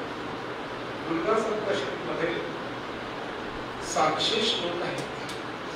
आपल्या भारतामध्ये 700 श्लोक असलेले 5 महत्वाचे ग्रंथ आहेत. हे आपल्या हिंदू धर्माचे पाया आहेत. धर्मशास्त्र शिकवणारे 4 पुरुषार्थ आहेत, धर्म, अर्थ, काम आणि मोक्ष. या 4 पुरुषार्थांसाठी 4 ग्रंथ आहेत. धर्मशास्त्र शिकवणारा ग्रंथ म्हणजे मनुस्मृती. मनुस्मृती हा धर्मशास्त्र शिकवणारा ग्रंथ आहे. या मनुस्मृतीमध्ये 700 श्लोक आहेत. 700 श्लोकांमध्ये धर्मशास्त्र आपल्याला शिकवण्यात आलेलं आहे. काही लोक म्हणतात की मनुस्मृतीमध्ये अमुक आहे, तमुक आहे, आक्षेपार्ह काही गोष्टी आहेत. मनुस्मृतीमध्ये 1% एक श्लोकही आक्षेपार्ह नाही. मग गडबड होते कुठे? मनुस्मृतीचे अनुवाद वाचून जे मनुस्मृतीला जाणण्याचा प्रयत्न करतात, गडबड तिथे होता. मनुस्मृतीमध्ये काहीही आक्षेपार्ह नाही, पण त्याच्या अनुवादामध्ये भरपूर आक्षेप आहे. पहिला मनुस्मृतीचा इंग्रजी भाषेत अनुवाद केला तो मॅक्स मुलरने, आणि त्या मॅक्स मुलरने केलेल्या अनुवादामध्ये इतक्या चुका आहेत की ज्यांनी तो मॅक्स मुलरचा अनुवाद वाचला आणि हाच मनुस्मृतीचा करेक्ट अनुवाद आहे असा त्यांनी अर्थ घेतला, त्यांना तर ती मनुस्मृती वाह्यातच वाटते. कारण मनुस्मृती वाह्याने अनुवाद वाढला. तर अनुवाद जो आहे, अनुवादा व्यतिरिक्त जर कोणी व्यवस्थित संस्कृतचं ज्ञान घेऊन गुरु परंपरेने मनुस्मृती शिकलं तर त्याला मनुस्मृतीमध्ये 1% देखील आक्षेपार्ह काही वाटत नाही. तर धर्मशास्त्र शिकवणारा ग्रंथ म्हणजे मनुस्मृती, त्यामध्ये 700 श्लोक आहेत. अर्थशास्त्र शिकवणारा ग्रंथ म्हणजे चाणक्यांनी लिहिलेला अर्थशास्त्र, कौटिल्य अर्थशास्त्र, त्याच्यात देखील 700 श्लोक. कामशास्त्र शिकवणारा ग्रंथ म्हणजे वात्स्यायन महर्षींनी लिहिलेलं कामसूत्र, त्यामध्ये देखील 700 श्लोक आहेत. आणि मोक्ष पुरुषार्थ शिकवणारा ग्रंथ म्हणजे भगवद्गीता, त्याही मध्ये 700 श्लोक. आणि धर्म, अर्थ, काम आणि मोक्ष या 4 पुरुषार्थांच्या करण्यामध्ये आपल्याला जर ते अडथळा येत असेल तर ते अडथळे दूर करण्यासाठी म्हणून एक ग्रंथ आहे, त्याला म्हणतात दुर्गा सप्तशती, त्याच्याही मध्ये 700 श्लोकच आहेत. त्यामुळे आपल्या हिंदू धर्माच्या प्रमुख ग्रंथांमध्ये 700 श्लोक आहेत. सप्तशती, हे सगळे ग्रंथ सप्तशती. गीता पण सप्तशती, मनुस्मृती पण सप्तशती, अर्थशास्त्र पण सप्तशती, आणि कामसूत्र पण सप्तशती आहे. दुर्गा सप्तशती तर आहेच आहे. तर 700 श्लोकांचे हे ग्रंथ आहेत. 700 श्लोकांचे हे 5 ग्रंथ म्हणजे 3500 श्लोक. याचा जर नीट अभ्यास केला तर आपल्याला हिंदू धर्म संपूर्ण कळणार आहे. हे 3500 श्लोक फक्त व्यवस्थित अभ्यासले पाहिजे, अनुवाद नाही, जाणकारा करून ते शिकले पाहिजे, तर त्याचा नीट अर्थ लागेल. नाहीतर अनुवाद वाचून काय भयंकर स्थिती होते ती उदाहरण देतो. हिटलरचं नाव तर तुम्ही ऐकलं असेल. हिटलरनी कितीतरी ज्यू लोकांना गॅस चेंबर मध्ये डांबून मारलं. हिटलर स्वतःला आर्य म्हणवायचं, आणि आर्यांचा उत्तम ग्रंथ म्हणजे भगवद्गीता हे हिटलरनी ऐकलेलं होतं, आणि त्यातून भगवद्गीतेचा शॉपेनहॉवरनी केलेला अनुवाद जो आहे तो वाचला. नैनम छिंदन्ति शस्त्र आणि नैनम दहति पावकः याचा अर्थ जो शॉपेनहॉवरनी केला, अनुवाद केला जर्मन भाषेमध्ये, त्या भाषेच्या अनुवादामध्ये शॉपेनहॉवर म्हणतो की कृष्णाने अर्जुनाला सांगितलं की हे अर्जुना, समोर असलेल्या शत्रूंना मारण्यामध्ये काही दोष नाही, कारण तलवार वगैरे चालवलं की त्यांची मस्तकं उडतील, पण त्यांचा आत्मा मात्र काही मारला जाणार नाही, त्यामुळे तो निश्चिंतपणे त्यांना मार, असा अनुवाद त्या शॉपेनहॉवरनी केला.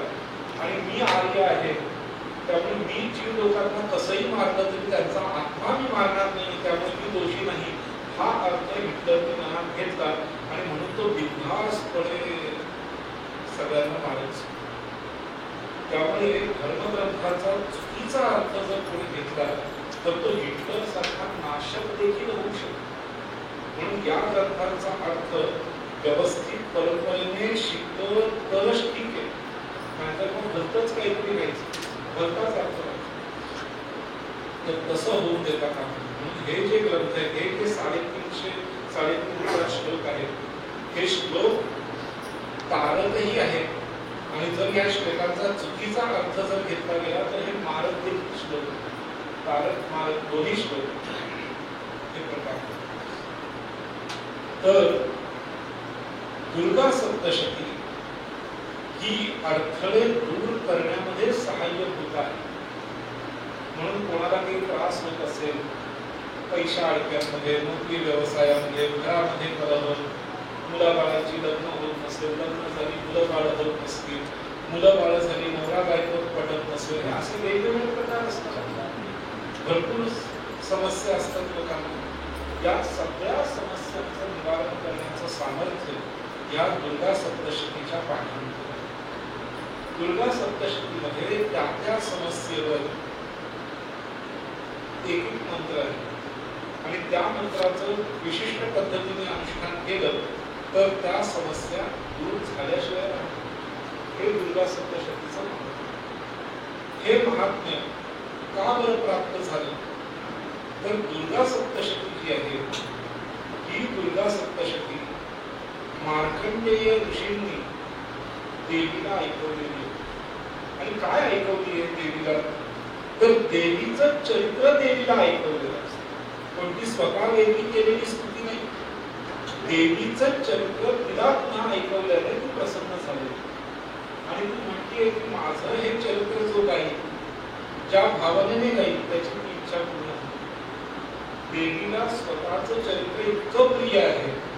जसं आपल्याला असतं, आपल्याबद्दल कोणी कोणाला सांगितलं तर आपल्याला आनंद होतो. आपल्याला का आनंद होतो कारण आपण स्वार्थी असतो म्हणून आनंद होतो. पण देवीला स्वतःचं चरित्र सांगितल्याने का आनंद होतो तर ती स्वार्थी आहे म्हणून नव्हे, तर देवी विचार करते की माझ्या चरित्राच्या पठणाच्या निमित्ताने माझं सद्घन चिद्घन आनंद घन स्वरूप त्या भक्ताला कळेल म्हणून तिला आनंद. आपल्याला स्वार्थापोटी आनंद होतो, देवीला परमार्थापोटी आनंद होतो. आणि म्हणून दुर्गा सप्तशतीचा पाठ केल्यामुळे देवी प्रसन्न होते. जसं प्रभू रामचंद्रांनी ज्यावेळी लवकुशाच्या मुखातून रामायण ऐकलं तेव्हा प्रभू रामचंद्र अत्यंत आह्लादित झाले, फार प्रसन्न झाले. का प्रसन्न झाले तर माझं चरित्र मला ऐकता आलं सगळ्यांसमोर म्हणून नव्हे, तर माझं चरित्र सांगण्याच्या निमित्ताने धर्माचे बारकावे लोकांपर्यंत पसरले ह्याचा आनंद रामाला. याचा आनंद रामाला की ही दोघं मुलं रस्त्यावरून चालत चालत माझं चरित्र गात येत आहेत, याचा अर्थ धर्म सांगत येत आहेत म्हणून प्रभू रामचंद्रांना आनंद झाला. नाहीतर भगवंताला स्वतःचं चरित्र स्वार्थी आहे म्हणून त्यांना आवडतं अशा प्रकारे, तर ते चरित्र ज्ञानमय आहे म्हणून बोधपर आहे म्हणून ते चरित्र गाणाऱ्याला देवाची कृपा प्राप्त होते. तर देवीचं चरित्रच तिला ऐकवायचं. हे दुर्गा सप्तशती काय आहे? देवीचं चरित्र. आणि ते कोणाला ऐकवायचं? तिलाच ऐकवायचं. त्यांनी काय म्हणाले? ती प्रसन्न होणार आहे आणि आपल्यातले चित्तातले विक्षेप निघून जाईल. हा फायदा. आपल्या चित्तातला विक्षेप निघून गेला की त्या चित्तावर उत्तम संस्कार कोरले जातात. त्या चित्तामध्ये पुण्याला ग्रहण करण्याचं सामर्थ्य प्राप्त होतं, षडैश्वर्याने युक्त होण्याचं सामर्थ्य प्राप्त होतं. म्हणून दुर्गा सप्तशतीचा पाठ लोक पूर्वा करतात. हा दुर्गा सप्तशतीचा पाठ सर्वप्रथम मार्कंडेय ऋषींनी केला. मार्कंडेय ऋषी चिरंजीव आहेत, सप्त चिरंजीव. सप्त चिरंजीव म्हणजे अश्वत्थामा, बलिव्यास, हनुमानश्च विभीषणः, कृपः परशुरामश्च सप्तैते चिरंजीविनः. हे 7 चिरंजीव. आणि ह्यात मार्कंडेयाचा उल्लेख. मार्कंडेय 8वे चिरंजीव आहे. त्यांना 7 चिरंजीवांमध्ये घेतलेलं नाही. का घेतलेलं नाही त्याचं कारण हे जे 7 चिरंजीव आहेत हे कल्पांतापर्यंत जिवंत राहणार. जेव्हा कल्पाचा अंत होईल तेव्हा अश्वत्थामा, बली, व्यास, हनुमान, विभीषण हे देखील तिरोहित होणार. पण युग परिवर्तनाने हे तिरोहित होणार म्हणून त्यांना चिरंजीव म्हणतात. पण ते तसे चिरंजीव नाहीये. पण मार्कंडेय हे एकमेव असे चिरंजीव आहेत की कल्पांतानंतर देखील ते जिवंत राहतात आणि पुढचा कल्प कसा होतोय म्हणजे पुढचं ब्रह्मांड कसं निर्माण होतंय हे पाहण्यासाठी ते साक्षीदार म्हणून आहेत. त्यामुळे मार्कंडेय हे सुपर चिरंजीव आहे. 7 चिरंजीव जे आहेत ते या कल्पापर्यंतचे चिरंजीव आहेत. कल्पांतानंतर देखील शिल्लक राहतात आणि मग सृष्टी उत्पन्न होताना काय होतं हे मार्कंडेयांनी बघितलेलं आहे. म्हणून सृष्टी उत्पत्तीची कथा मार्कंडेयांनीच सगळ्यांना सांगितली. कारण नाहीतर सृष्टी उत्पन्न होताना बघणार कोण होतं? कोणीच नव्हतं त्यावेळेला. देवी देवता नव्हती, पंचमहाभूत नव्हती, काहीच नव्हतं. मग सृष्टी उत्पन्न झाली हे कळलं कसं? मार्कंडेयांनी सांगितलं. कारण मार्कंडेय त्या संहारावस्थेमध्ये देखील जागे होते म्हणजे स्वतःच्या सर्व कलांनी युक्त ते त्यावेळेला उपस्थित. तर मार्कंडेय ऋषी हे सप्त चिरंजीवांपेक्षाही मोठे चिरंजीव. तर ह्या मार्कंडेय ऋषींनी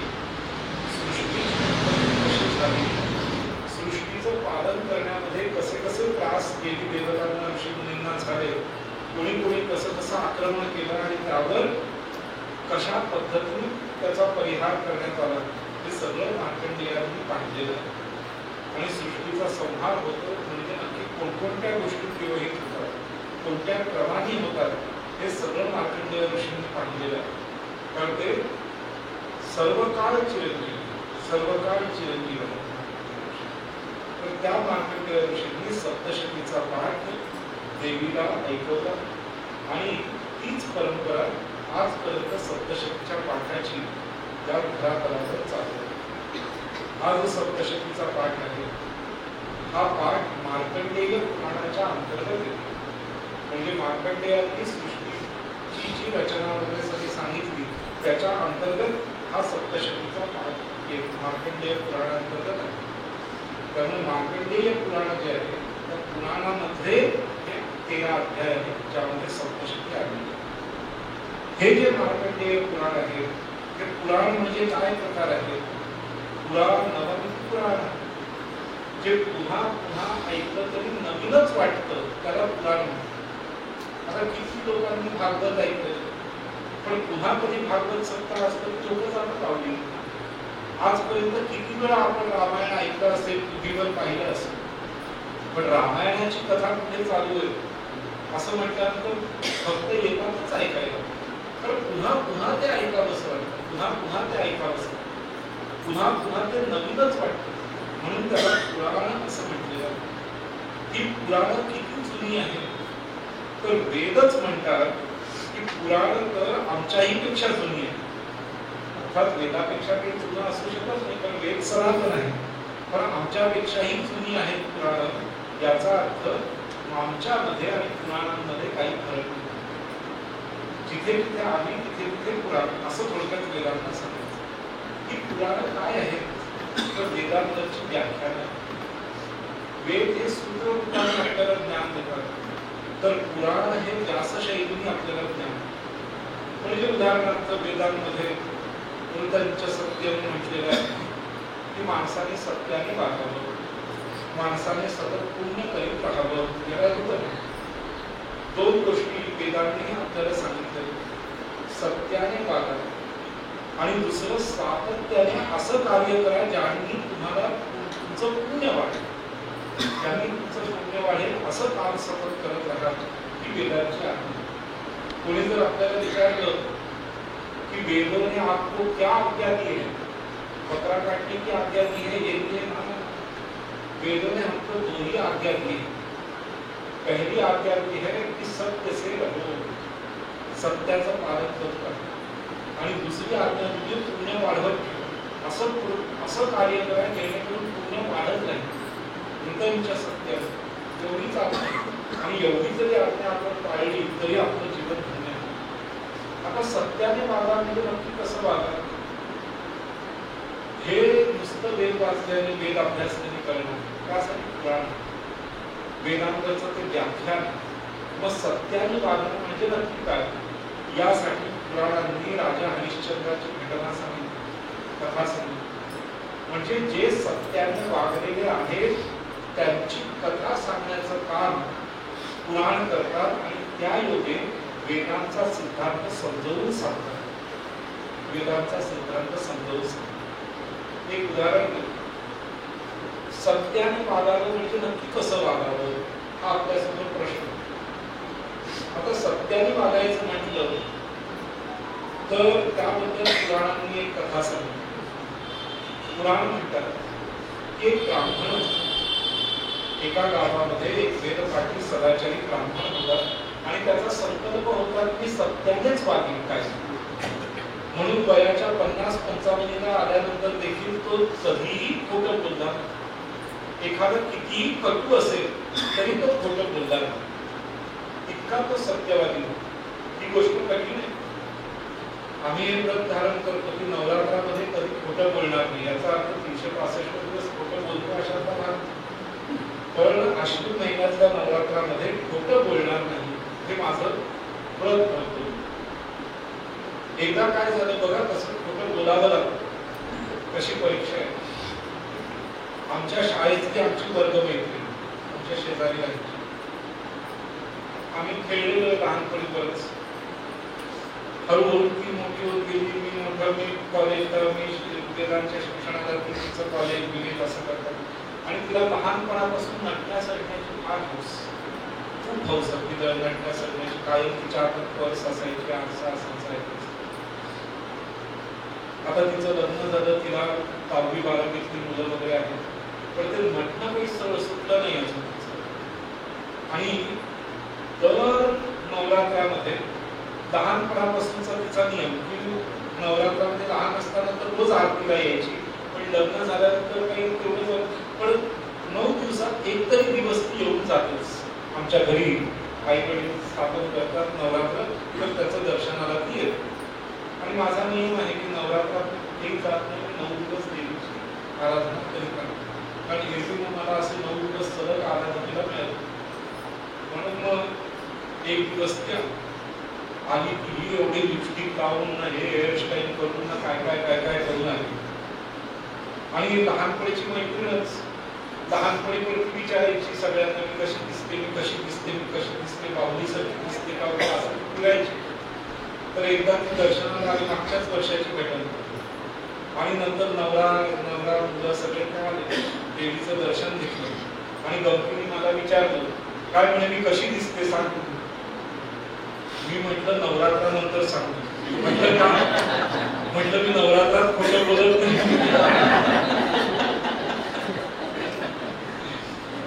आता बघा, एरवी आपल्याला कोणी विचारलं की मी कसा दिसतो, कशी दिसते, तर कसं का असेल ना, आपण म्हणतो छान दिसतंय. पण आता ही एवढी लिपस्टिक ना, एवढं काजळ ना, काय ते हेअरस्टाईल ना करून आलेली, त्यामुळे तिला असं मी म्हणणं शक्यच नव्हतं की तू वाईट दिसतेस म्हणून. कारण सत्यप्रियात तर आहे, पण प्रियप्रियात पण सांगितलेलं आहे. तर आता अशा ठिकाणी आपण ज्या वेळेला खोटं बोलतो, एखादी व्यक्ती चांगली दिसत नाही पण विचारल्यावर म्हणतो हो छान छान. एखादी व्यक्ती एखादा शर्ट काहीतरी सफारी बिफारी बीट घालून आलेला असतो आणि त्या व्यक्तीला तो रंग जराही मॅच होतो. किंवा महिलांच्या बाबतीत एखादी साडी नेसलेली असते तर तिला ते जराही मॅच होत नसतं, पण तरी त्या बाईने किंवा पुरुषाने विचारले कपडे कसे, शेजारचं काय म्हणतात, आणि बा मस्त आहे ना. खोटं बोलतात की आणि खरं बोलतात तर समोरचा नाराज होईल. मग अशा वेळेला सत्यम पुऱ्याच्या कक्षेमध्ये हे बसतं का, तर शास्त्र म्हणतं हो, हे पण सत्याच्या कक्षेत बसतं. का बसतं? कारण ते खोटं जरी असलं तरी त्यांनी कोणाचं नुकसान होणाऱ्याचं नसतं, त्यांनी कोणाचं नुकसान होणाऱ्याचं नसतं, पण समोरच्याच्या जीवाला सुख प्राप्त होतं म्हणून तेही सत्य आहे. ते वास्तव नसतं तरी सत्य आहे, ते वास्तव नसतं तरी सत्य आहे. लहान मुलं बोबडं बोलतो त्यावेळेला आपण त्याचं कौतुक करतो, किती छान बोलतोय बाळ असं म्हणतो. खरं ते छान आहे का बोलणं, बोबडं बोलणं हे दोषपूर्ण आहे. पण आपण त्या बाळाला म्हणतो की किती छान कविता गायलीस तू, किती छान श्लोक म्हटलाय, त्या श्लोकामध्ये 10 चुका केलेल्या असतात. पण आपण काय म्हणतो, अरे वा छान म्हटला ना श्लोक. हे छान म्हटल्यामुळे मग ते मुलं आणखी 10 श्लोक शिकतात आणि मग कालांतराने वाचनशक्ती होतं. त्यामुळे कधी कधी समोरच्याला उन्नत करण्यासाठी देखील अवास्तव बोलावं लागतं, पण त्या अवास्तव बोलण्यालाही सत्य म्हटलेलं आहे. त्या आहे अवास्तव पण आहे सत्य. एखादं मूल लहान लहान मुलं बघा रात्री झोपतच नाही, मस्ती करत राहतं. आमच्या लहानपणी असं कोणी मस्ती करणारे मुलं असतं की घरचे म्हणायचे आता झोप ना, दाराच्या बाहेर बागुलबुवा उभा आहे, तो येईल आणि मग तुला घेऊन जाईल. वास्तविक त्या दारासमोर कोणताच बुवा उभा दिसतो, पण आई आपलं म्हणून टाकते आणि तो कोणीतरी बागुलबुवा उभा आहे म्हणून ते मुलंही घाबरतात आणि पटकन झोपून जातात आईच्या खुशीमध्ये. आता या आई खोटं बोलली का? हो, अवास्तव बोलली, पण असत्य बोलली का? नाही. अवास्तव जरी बोललेली असली तरी त्यामध्ये त्या मुलाचं हित आहे म्हणून त्याला असत्य मानलं जात नाही, त्यालाही सत्य मानलं जातं. तिसऱ्या स्टेजचा कॅन्सर असलेला मनुष्य डॉक्टरांकडे गेला आणि डॉक्टरांनी रिपोर्ट बघितला आणि त्या पेशंटनी विचारलं की डॉक्टर साहेब माझं भवितव्य काय? डॉक्टरला दिसत असतं तिसऱ्या चौथ्या स्टेजचा कॅन्सर म्हणजे हा जाणार, पण डॉक्टर काय म्हणतात, आहे थोडा कॅन्सर जास्त झालाय पण काही नाही, तुम्ही वेळेवर आलाय आणि आपण वेळेवर ट्रीटमेंट सुरू केली आहे, त्यामुळे काही काळजी करू नका. असं तर किती बरे होऊन गेले असं डॉक्टर म्हणतात आणि खरोखर तो तिसऱ्या स्टेजचा कॅन्सर निघून जातो. पण तेच जर डॉक्टरांनी सांगितलं चेहरा असा पाडून टेन्शन घेऊन तिसऱ्या स्टेजचा कॅन्सर त्यामुळे वाचण्याची शक्यता 10% पण नाही, तर तो मनुष्य वर्षभर जगणार असेल तो 10 दिवसातच मरायचं. म्हणून डॉक्टर त्यावेळेला जे खोटं बोलतात ते जरी अवास्तव असतं तरी देखील ते असत्य नाही, ते सत्याच्या श्रेणीमध्ये धरलं जातं, कारण त्यामुळे समोरच्याचा उद्धार होणार असतो, समोरच्याची प्रगती होणार असते. त्यामुळे सत्य या शब्दाचा अर्थ काय? ज्याने धर्म टिकेल, ज्याने धर्म टिकेल ते सत्य आहे, ज्याने धर्म टिकेल ते सत्य. मग यासाठी पुराणांनी एक कथा सांगितली की एक ब्राह्मण होता जो म्हणायचा, त्याने ठरवलेलं होतं की कायम सत्यच बोल आणि अर्धा आयुष्य त्याने खरोखर सत्य बोलण्यात घालवलं, कधीच खोटं बोलला. स्वतःची उणीव जरी कोणी विचारली तरी सांगायचं हो मी हे असं केलं तसं केलं. एक दिवस तो ब्राह्मण, पुराणाची कथा, एक दिवस तो ब्राह्मण एका चौकात बसलेला होता, 3 सांजेची वेळ, पिंपळाच्या पारावर बसलेला होता, संध्या वगैरे आटकली आणि देवाचे परवचे म्हणत तिकडे बसले आणि तेवढ्या एक गाय धावत धावत येते आणि निघून घाबरलेली होती ती गाय. ब्राह्मण पाहतो की गाय घाबरलेली निघून गेली आणि त्या गायीच्या मागोमाग एक मोठा खड्ग घेऊन एक म्लेच्छ येत असतो गायीला मारण्यासाठी. तो म्लेच्छ पाहतो की हा ब्राह्मण इथे बसलाय, हा कधीच खोटं बोलत. आता गाय नक्की कुठे गेली? तर चौकातून 4 दिशांना रस्ते जातात म्हणून त्यांनी इकडे तिकडे दुसऱ्या कोणाला न विचारता त्या ब्राह्मणाला विचारलं की अरे ब्राह्मणा, आता इथून गाय गेली ना? हो म्हणे. कुठे गेली सांग? आता या ब्राह्मणाने विचार केला, जर मी गायीचा खरा पत्ता सांगितला तर हा कसाही जाऊन त्या गायीला धरेल आणि मागेल, आणि जर मी खोटा पत्ता सांगितला गायीचा तर गाय तो तिच्या मालकाच्या डोक्यात पोचेल.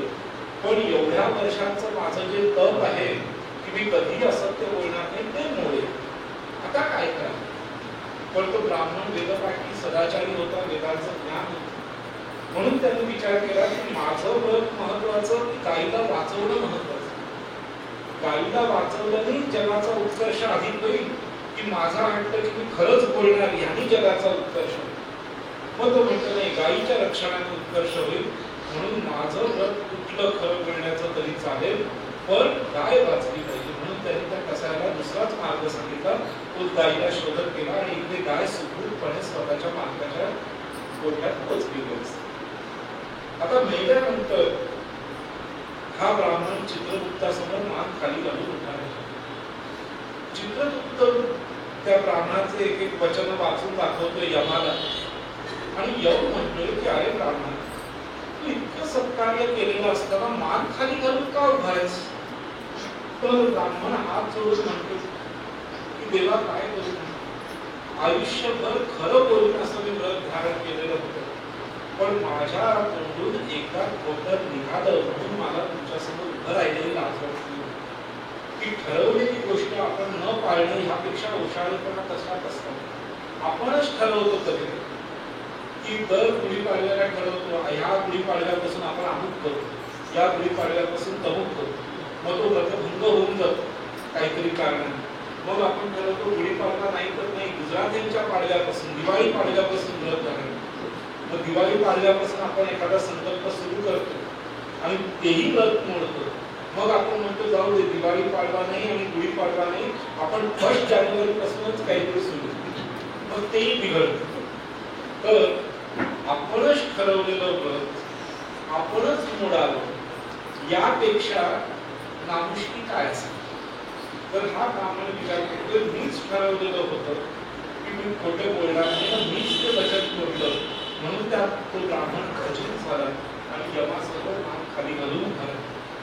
तेव्हा यम म्हणतो की चित्रगुप्ता जरा वाच बरं, ह्याच्या डायरीमध्ये कुठे असत्य बोलण्याचं लिहिलंय का? चित्रगुप्त पाहतो, नाही, तुम्ही तर असत्य कधीच बोलता नाही. हा, पण अवास्तव मात्र बोलला होता एकदा. म्हणे अवास्तव बोललो होतो? हो म्हणे, जे सत्य, जे खऱ्या परिस्थितीला धरून नाही ते तुम्ही बोलता. काय इथे गेली होती पण तुम्ही खोटा ऍड्रेस दाखवला, पण ते असत्य नव्हतं, कारण त्यांनी गाय वाचलं. गाय वाचणं हे परमसत्य आहे. त्यामुळे तुम्ही असत्य बोलता नाही. परमसत्याला वाचवण्यासाठी काही जर तुम्ही बोलता तर तेही सत्याच्या श्रेणीतच येतं, तेही सत्याच्या श्रेणीत. जसं इलाज करण्यासाठी म्हणून डॉक्टरांनी चिरफाड केली तर ती हिंसेच्या श्रेणीत येत नाही, ती अहिंसेच्या श्रेणीत येते. कारण या हिंसेमुळे पुढचे रोग वाचलेले असतात, पुढची त्या व्यक्तीची हिंसा वाचलेली असते. त्यामुळे डॉक्टर इलाज करताना जे ऑपरेशन करतात त्यावेळेला जे टाके बिके देतात, लहान मुलांना इंजेक्शन पोलिओचे देताना मुलं रडतात, याचा अर्थ डॉक्टर हिंसावादी असं नसतं, तो तर उलट परमाहिंसावादी असतो आणि म्हणून तो त्या पेशंटला थोडीशी हिंसा देतो. त्यामुळे डॉक्टरनी केलेलं ऑपरेशन हे हिंसेच्या कक्षेत येत नाही, तर हे अहिंसेच्याच कक्षेत येत. आईने मुलाला मारलेला धपाटा आणि काढलेला चिमटा हा हिंसेच्या कक्षात येत नाही, तर तो अहिंसेच्याच कक्षेत येतो. आणि तसंच टेररिस्ट लोकांना मारणं, पोलिसांनी कोणत्या टेररिस्टला एन्काउंटर करून मारणं, हे देखील हिंसेच्या कक्षेत येत नाही, हेही अहिंसेच्याच कक्षेत येतं. म्हणून आपल्या पुराणांनी म्हटलेलं आहे, अहिंसा परमो धर्मः, धर्महिंसा तथैव च. धर्मासाठी केलेली हिंसा ही देखील अहिंसेच्याच कोटीमध्ये येते. तर आपल्याकडे सत्य, अहिंसा याला परिभाषित करण्याचं कार्य हे पुराणांनी केलं. त्यामुळे पुराण ही वेदांच्या सिद्धांतांवरची व्याख्यान आहे.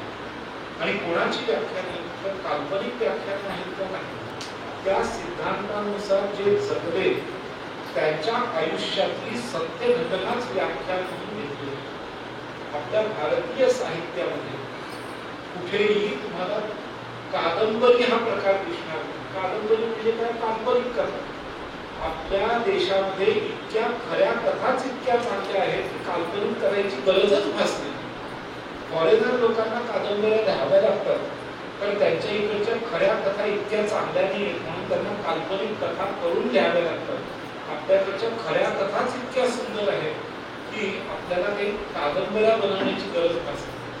गेल्या 100 वर्षात उपन्यास, कादंबऱ्या सुरू झाल्या, पण जेव्हापासून आपल्या लोकांचं चरित्र आणि चारित्र्य हे वाखाणण्यासारखं उरलं नाही, तेव्हा मग काल्पनिक काहीतरी उभं करावं लागलं. त्यामुळे भारतीय साहित्यामध्ये ज्या पुराण कथा आहेत त्या पुराण कथांमध्ये कोणतीही कपोल कथा नाही, कोणतीही काल्पनिक कथा नाही, तर सगळ्या कथा या सत्य घडलेल्या कथा जशा तशा दिलेल्या आहेत. तर पुराण ही संकल्पना आहे, कसली संकल्पना आहे? कथांची संकल्पना. पूर्वी ऋषीमुनी आश्रमामध्ये वेद शिकवताना विद्यार्थ्यांना वेदांचा सिद्धांत शिकवत असताना ह्या कथा सांगायच्या.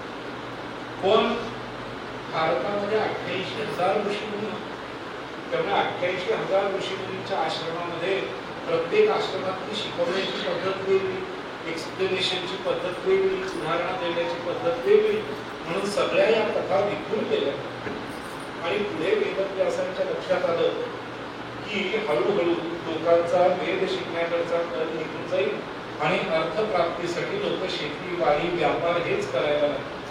म्हणून मग ह्या सगळ्या कथा गुप्त होती. म्हणून वेदव्यासांनी काय केलं, 88,000 ऋषीमुनींच्या आश्रमामध्ये त्यांचा जो सिलेबस होता शिकवण्याचा, त्या सिलेबस मधल्या सगळ्या कथा संकलित केल्या, त्या कथांचं वर्गीकरण केलं आणि 18 भागांमध्ये त्याचं वर्गीकरण केलं. तर त्या कथांचं व्यवस्थित इंडेक्सिंग केलं आणि अशा पद्धतीने वेदव्यासांनी प्रसिद्ध असलेल्या पुराणांनाच लिपिबद्ध केलं. वेदव्यास पुराणांचे रचयिता नाहीये, वेदव्यास पुराणांचे संपादक आहेत. कथा आधीपासून होती. तर 18 पुराण वेदव्यासांनी रचली म्हणजे इथे संपादित केली असा अर्थ. या 18 पुराणांना आपण महापुराण असं म्हणतो. या 18 पुराणांपैकी 6 पुराण ही ब्रह्मदेव परक आहेत, 6 पुराण विष्णू परक आहेत आणि 6 पुराण रुद्र म्हणजे शिव परक. या 18 पुराणांमध्ये आलेल्या विषयांना उलगडून सांगण्यासाठी म्हणून वेदव्यासांनी 18 उपपुराणांची रचना केली. या 18 उपपुराणांमध्ये आणि पुराणांमध्ये असलेल्या स्थळांच्या माहितीसाठी वेदव्यासांनी आणखी 18 स्थल पुराणांची रचना केली. अशा पद्धतीने वेदव्यासांनी महापुराण, उपपुराण आणि स्थल पुराण अशा 18 अशा पुराणांची रचना केली. आणि या पुराणांपैकीच एक पुराण आहे मार्कंडेय पुराण, की ज्यामध्ये भगवंताच्या देवी तत्वाचं सांगोपांग वर्णन, आद्यंत वर्णन करण्यात आलेलं आहे. या वर्णनामध्ये प्रयोग देखील देण्यात आलेले की देवीचं कोणतं वर्णन केल्याने आपली कोणती मनोकामना सिद्ध होते, ह्या सगळ्या प्रयोगांचं वर्णन केलं. या देवी पुराणात, या मार्कंडेय पुराणामध्ये वेगवेगळ्या प्रकारच्या वाईट शक्ती कशा असतात यांचं पण वर्णन केलं. वेगवेगळ्या आसुरी प्रवृत्ती कशा असतात यांचं वर्णन केलेलं. या आसुरी प्रवृत्ती आपल्या शरीराला कसं दूषित करतात, आपल्या विचारांना कसं दूषित करतात, आपल्या मनाला कसं दूषित करतात आणि आपला पुढचा प्रगतीचा मार्ग अवरुद्ध कसं करतात, या सगळ्याचं वर्णन यामध्ये आलेलं आहे. आणि हे सगळे त्रास दूर करण्यासाठी कोणत्या कोणत्या देवतांपासून कोणकोणती शस्त्र वापरायची हे देखील या पुराणामध्ये दिलेलं आहे. आता बऱ्याचदा असं की एखादं मुलं हट्टी रागीट निघालं की आई वडील त्याला फटकाव, पण त्याचा हट्ट जात नाही, रागीटपणा जात नाही, काही नाही. आणि हल्ली त्याला आई वडील फटकावत पण नाही, त्यामुळे ते तर जराही जात नाही रागीटपणा. आता रागीटपणा असेल तर तोही आसुरी प्रवृत्तीच आहे. ती दूर करण्यासाठी कोणता मार्ग अवलंबायचा हे सप्तशती सांगतात. एखादा मुलगा, एखादी व्यक्ती आळशी असेल तर आळस दूर करण्यासाठी कोणता उपाय करायचा हे सप्तशती सांगतात. एखादी व्यक्ती अशी असते की ज्याच्याबद्दल कायम सगळेच लोक गैरसमज करतात, म्हणजे शेजार बाजारचे गैरसमज करून घेतात, नातेवाईक गैरसमज करून घेतात, घरातले गैरसमज करून घेतात. अशा व्यक्तीची विवंचना कशी दूर करायची हा उपाय सप्तशतीमध्ये आहे. आपला कोणी शत्रू झाला असेल तर त्याला पराजित करण्यासाठी काय करायचं सप्तशती. भरपूर अभ्यास करून देखील जर ज्ञानच होत नसेल, अभ्यास होतच नसेल, चांगले मार्ग मिळत नसतील तर काय करायचं सप्तशती. लग्नाचं वय झालं पण मुलाला मुलगी मिळाली नाही, मुलीला मुलगा मिळाला नाही तर काय करायचं हे पण सप्तशतीत सांगितलं. काय सांगितलंय थोडक्यात सांग.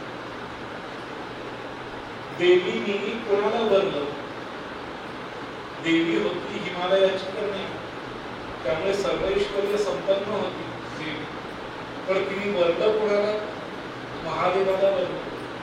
त्यामुळे देवीनी प्रायोरिटी काय सेट केली होती की मला ऐश्वर्य संपन्न नवरा हवा असं नाही, तर मला तपस्वी समाधिनिष्ठ नवरा हवा. तिची प्रायोरिटी तिने धरून ठेवली आणि त्यानुसार तिला तिचा नवरा मिळाला आणि आजपर्यंत ते महादेव पार्वती सुखात नाही. लक्ष्मीची प्रायोरिटी काय होती लक्ष्मीची प्रायोरिटी ही होती की माझ्याकडे ऐश्वर्य भरपूर आहे, त्या ऐश्वर्याच्या मोहात न पडणारा मला नवरा हवा, शूरवीर.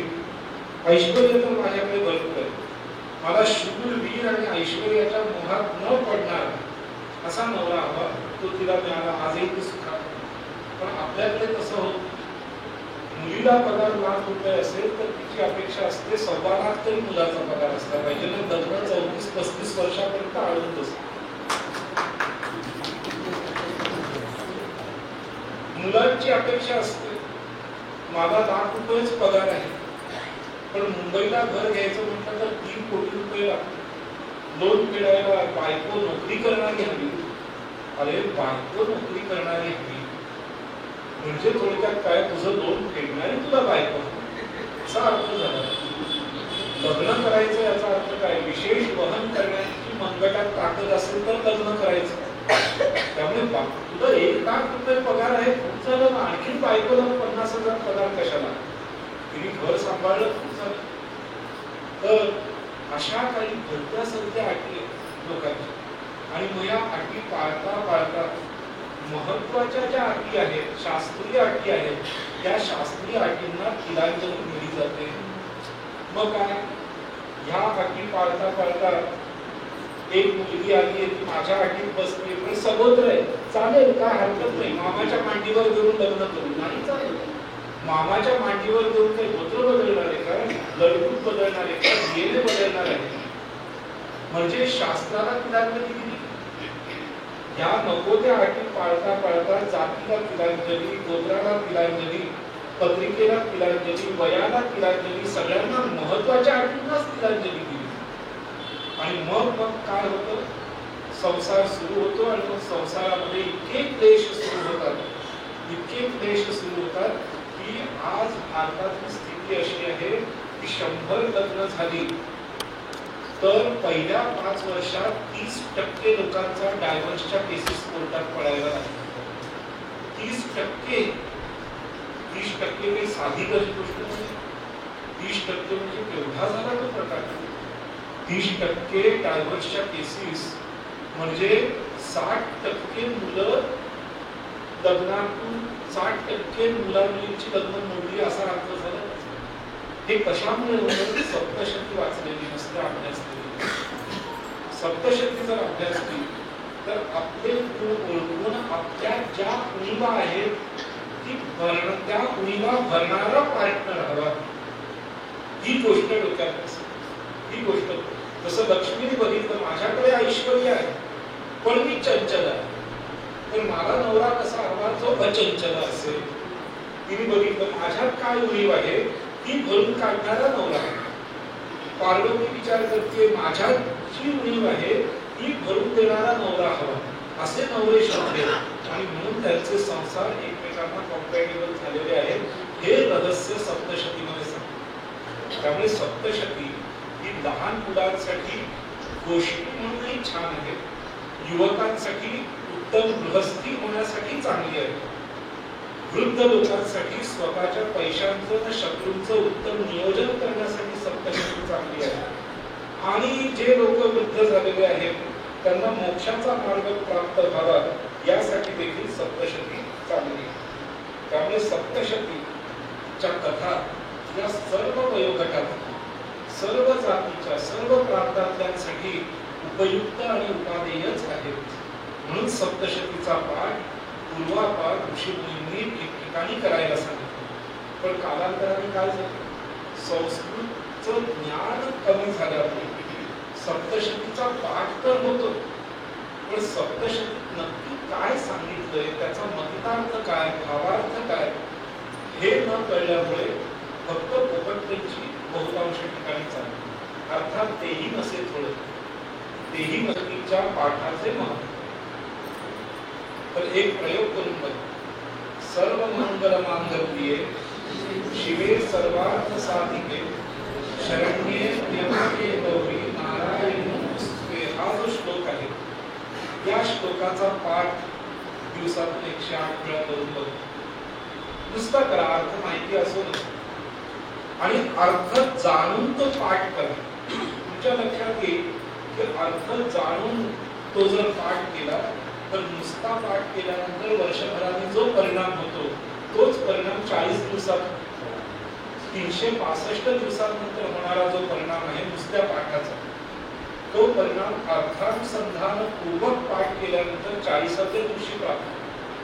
आणि जर त्या पाठाच्या श्लोकांमध्ये जर आपण एकरूप झालेलो असू जसं ऋषीमुनी एकरूप व्हायचे तर नुसतं एकदा म्हटलं तरी काम होईल. एकरूप त्या मंत्रांमध्ये आपण झालेलो असतो तर नुसत्या उच्चारणानेच कार्य साध्य. पण या सगळ्या पाठांमध्ये उच्चारांची जर चूक झाली तर अर्थाचा अनर्थ होत्याचं नव्हतं देखील होतं. होत्याचं नव्हतं देखील होतं.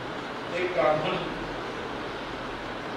त्याची पत्नी कायम आजारी असायची. नुकतंच लग्न झालेलं आणि बायको आजारी पडते चिंता वाटली. त्याला त्याच्या गुरुंनी सांगितलं की अरे तू चांगला कर्मकांडी आहेस तर संपूर्ण सप्तशतीचा पाठ कर. त्यांनी बायकोला आराम पडेल, रोग बरा होईल, वाचेल. तर आर्या रक्षण भैरवी तो जो मंत्र आहे त्याचा संपूर्ण सुरू केला आणि पटपट पटपट म्हणायच्या नादामध्ये आर्या भक्षत भैरवी आणि 6 महिन्यानंतर बायको मेल्यानंतर याने आक्रोश केला देवी समोर, सत्याग्रह केला देवी समोर की देवी हे काय आहे? 6 महिना तुझा पाठ केला, बरा भरपूर आकांक्षेने केला की बायकोचं प्राण वाचतील, तुझ्या रोगाची निवृत्ती होईल, पण तू तर बायकोलाच काही नसणार. काय तुझ्या या शब्दाला अर्थ आहे? काय या सप्तशतीला अर्थ आहे? देवी प्रकट झाली आणि म्हणे बाळा तुला माहितीये का तू माझ्याकडे काय मागितलंस? हो म्हणे हेच मागितलं. नाही म्हणे पटापट म्हणण्याच्या नादात लक्षातूचं भक्षतूच करू टाकलं. त्यामुळे तू मला मंत्रात मागितलं की हे देवी माझ्या कार्याचं भक्षण करते मी केलं. तर मंत्र चुकीचा जरी म्हणतो तरी देखील उलटा परिणाम करायचा. श्री सुक्तामध्ये असं अनेकांचं झालेलं. श्री सुक्त आहे वेदांत लक्ष्मीला प्रसन्न करण्यासाठी. त्याचे 1800 पाठ जर केले तर ती प्रसन्न होते. आता 1800 पाठ करायला जर ब्राह्मण बोलवले आणि ब्राह्मणांना घाई असेल पटपट पटपट पाठ करायची तर ते काय करतात? पटपट पटपट म्हणण्यामध्ये कुठे थांबायचं, कुठे सुरुवात करायची हा विचार नाही करत. इंदोरमध्ये नाही, इंदोरमध्ये सगळे चांगले तर श्री सूक्तामध्ये ज्येष्ठान लक्ष्मीनाशयाम्यहं ज्येष्ठान अलक्ष्मीनाशयाम्यहं असा तो शब्द असा ते विचार आहे. आता पटपट म्हणण्याच्या नादामध्ये काय होतं? ज्येष्ठान लक्ष्मीनाशयाम्यहं करून टाकलं, ज्येष्ठान केलं आणि इकडे लक्ष्मीनाशयाम्यहं करून टाकलं. त्यामुळे 1800 पाठ झाल्यानंतर यजमान 4 महिन्यांनी कोणतंच येतो की अहो माझं होतं त्यापेक्षा स्थिती खाली गडगडली हो गुरुजी. असं कसं झालं? हे असं यामुळे झालं की लक्ष्मीनाशयाम्यहंचा पाठ झाला ना देवीने ते करून टाकलं. त्यामुळे पाठामध्ये रुद्रामध्ये पण होतं अभयंच्या देवीचं काय होतं ते म्हणता म्हणता भयंच्या देवी करून टाकतात. हा प्रकार रुद्रामध्ये होतो श्रावणात. म्हणून गुरुजी लोकांना प्रार्थना करायची की गुरुजी तुमची दक्षिणा किती बरी बरी ह्यावर तुम्हाला काहीतरी मी प्रसन्न चित्ताने अर्पण करीन, पण पाठ शांतपणे होऊ द्या, काही गडबड करू नका. 2 तास लागणार असाल तर 3 तास लावा, पण शांतपणे करा. त्याचा मोबदला तुम्हाला देईन. एकदाच करा. लघुरुद्र करायला जमत नसेल तर एकादशी करा. 4 ब्राह्मण बोलवून एकादशी करा, पण त्यांना सांगा की तुम्हाला गुरुंनी संथा देताना ज्या स्पीड मध्ये शिकवलं त्याच स्पीड मध्ये म्हणा.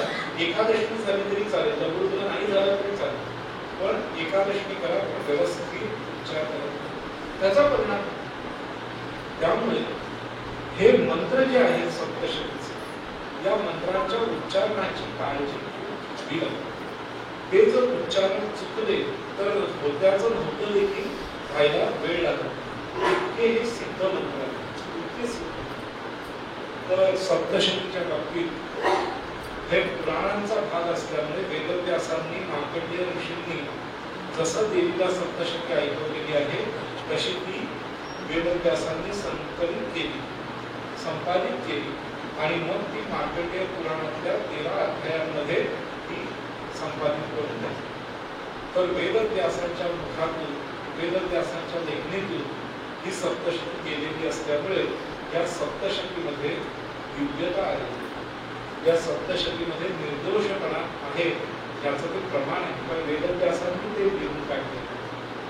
तर अशी ही सप्तशती काय आहे, यातली रहस्य काय आहे, या रहस्यांमध्ये कोणाकोणाचे संवाद आहे, कोणकोणतं देवीचं चरित्र सांगण्यात आलेलं आहे आणि या चरित्रांच्या मागचा मतितार्थ, भावार्थ काय आहे. उदाहरणार्थ देवीला हात 18 हात आहे. हल्लीचे नास्तिक म्हटलं अशी कोणती व्यक्ती असते का 18 हातात, अशी कोणती व्यक्ती असते का 4 हातातली, असं नास्तिकांना काय म्हणायला भरपूर स्कोप असतो या गोष्टींमध्ये. पण या 18 हातांचा अर्थ काय. देवीच्या हातामध्ये शस्त्रास्त्र एकेका देवतेने दिली याचा अर्थ काय. का देवी सामर्थ्यवान नव्हती का, तर तिला इंद्राने वज्र द्यावा, विष्णूंनी सुदर्शन द्यावं, गदा द्यावी, देवीमध्ये ते सामर्थ्य नव्हतं का. मग तरी या देवतांनी का दिलं. ह्या सगळ्या गोष्टी ज्या आहेत रहस्याच्या, याचा उलगडा उद्यापासून रामनवमीपर्यंत सातत्याने केला. हा करीत असताना सप्तशतीचा पाठ कसा करायचा असतो, सप्तशतीच्या पाठाचे नियम काय हे देखील त्या त्या प्रसंगानुसार सांगतो. सप्तशतीचा पाठ करायला घेतला की वाईट शक्ती आपल्याला तो पाठ करून देत नाही, त्यामध्ये अडथळा उत्पन्न करतात. त्या वाईट शक्तींना अडथळा उत्पन्न करू नये यासाठी जवळजवळ 300 श्लोक अधिक म्हणावे. वेगवेगळे सूक्त आहेत, स्तोत्र आहेत, ती अधिक म्हणावी लागतात. म्हणजे वाईट शक्ती ज्या आहेत त्या आपल्या सप्तशतीच्या पाठामध्ये अडथळा उत्पन्न करते. त्याचप्रमाणे सप्तशतीच्या पाठामध्ये उत्पन्न होणारी जी तीव्र ऊर्जा आहे ती जर अचानक प्रकट झाली तरी गडबड होईल. कारण सप्तशतीच्या पाठातली तीव्र ऊर्जा ही जर प्रकट झाली तर आपण हातात तलवारी, सुरे काय जे मिळेल ते घेऊ आणि कमीत कमी 80% नेता मारून टाकतो आणि सगळ्यांवर गुन्हे चालू होतील आणि मग घरचे लोक एकदम हैराण होतील. म्हणून ही प्रचंड ऊर्जा जी सप्तशतीच्या पाठाने प्रत्येकाच्या हृदयात उत्पन्न होते, त्या ऊर्जेने भयंकर काही उपद्रव माजवू नये, जेणेकरून घर परिवार यांना पण त्रास होईल यासाठी हे आर्गला स्तोत्र वगैरे हे ते म्हणून त्या ऊर्जेला बांधून ठेवावं. त्या ऊर्जेला जर बांधून ठेवलं नाही तर गडबड. आता हा जो बल्ब आहे, ही ट्यूब आहे, याच्यामध्ये किती 40 वॅटचा बल्ब, 30 वॅटचा बल्ब, तेवढीच एनर्जी घेण्याची शक्ती असते. म्हणून तेवढीच वीज त्यामध्ये जावी यासाठी ते एक सर्किट बनवलेलं असतं. त्या सर्किटमध्ये तेवढ्याच फ्लोनी वीज जाते. नाहीतर वीज जर हाय टेन्शन मधल्या फ्लोनी जर या बल्बमध्ये गेली तर बल्ब तर क्षणभरातच उडून जाईल. तसं दुर्गा सप्तशतीतून उत्पन्न होणारी प्रचंड ऊर्जा जर अचानक आपल्यातून प्रकट झाली तर बराच विध्वंस देखील होऊ शकतो. त्यामध्ये घरातली लोक देखील हैराण होऊ शकतात. म्हणून ती ऊर्जा यथास्थानच प्रकट व्हावी, अन्य वेळेला ती सुप्त राहावी यासाठी त्याचा बंदोबस्त करावा. जसं न्यूक्लिअर रिॲक्टर बनवल्यानंतर त्यातून रेडिओ ऍक्टिव्ह वेव्हज निघतात आणि त्यांनी सायंटिस्ट लोकांनाच हानी होते. म्हणून रिॲक्टर बनवताना काय करतात, त्या रिॲक्टरला वेगवेगळ्या प्रकारचे कोटिंग्स देतात, पॉलिश करतात वेगवेगळ्याचे, की आत चाललेल्या रिॲक्शनचा प्रभाव, दुष्प्रभाव बाहेर होता कामा नये. तसं सप्तशतीतून उत्पन्न होणारी ऊर्जा जर अचानक प्रकट झाली तर घरातल्या देखील धाकट्या भावा बहिणीला धोक्याला माणूस लागेल असं तर ती ऊर्जा व्यवस्थित स्ट्रीमलाईन व्हावी यासाठी त्या अर्धरा स्तोत्र हे सगळं पाठ करायचं असतं. तर या स्तोत्रांचं रहस्य आणि सप्तशतीच्या 700 श्लोकांमधलं रहस्य हे उद्याच्या व्याख्यानापासून प्रारंभ होईल. आजचं व्याख्यान हे प्रास्ताविक होतं. त्यामुळे देवीचं रूप काय आणि स्वरूप काय, अंबाबाईची कथा काय, त्याचप्रमाणे पुराण साहित्य म्हणजे नक्की काय, देवी कोणत्या प्रकारे अनुग्राहक होते, कोणत्या प्रकारे निग्राहक होते, उत्तरायणातल्या उपासनेचं वैशिष्ट्य काय, दक्षिणायनातल्या उपासनेचं वैशिष्ट्य काय, हे सगळे प्रास्ताविक आजच्या व्याख्यानामध्ये घेतले. उद्याच्या व्याख्यानापासून मुख्य सप्तशतीला प्रारंभ होईल. हर नमः पार्वतीपतये धर्म की जय हो, अधर्म का नाश हो, प्राणियों में सद्भावना हो, विश्व का कल्याण हो, गौ माता की जय हो, गौ हत्या बंद हो, भारत अखंड हो, भारत अखंड हो, भारत अखंड हो. श्रीमद परमहंस परिव्राजकाचार्य वर्य श्रीमद जगद्गुरु शंकराचार्य स्वामी महाराज की जय. सर्वभूत हृदय धर्म सम्राट श्री स्वामी प्रभुपाद महाराज की जय. श्रीमद परमहंस परिव्राजकाचार्य श्रीमद वासुदेवानंद सरस्वती स्वामी महाराज की जय. श्रीमद परमहंस परिव्राजकाचार्य श्रीमद अच्युतानंद तीर्थ स्वामी महाराज की जय. हर पार्वतीपतये हर हर महादेव. सगळ्यांनी आता एका स्वरामध्ये जगदंब उदयोस्तु असं 11 वेळा म्हणायचं. खणखणी काय जगदंब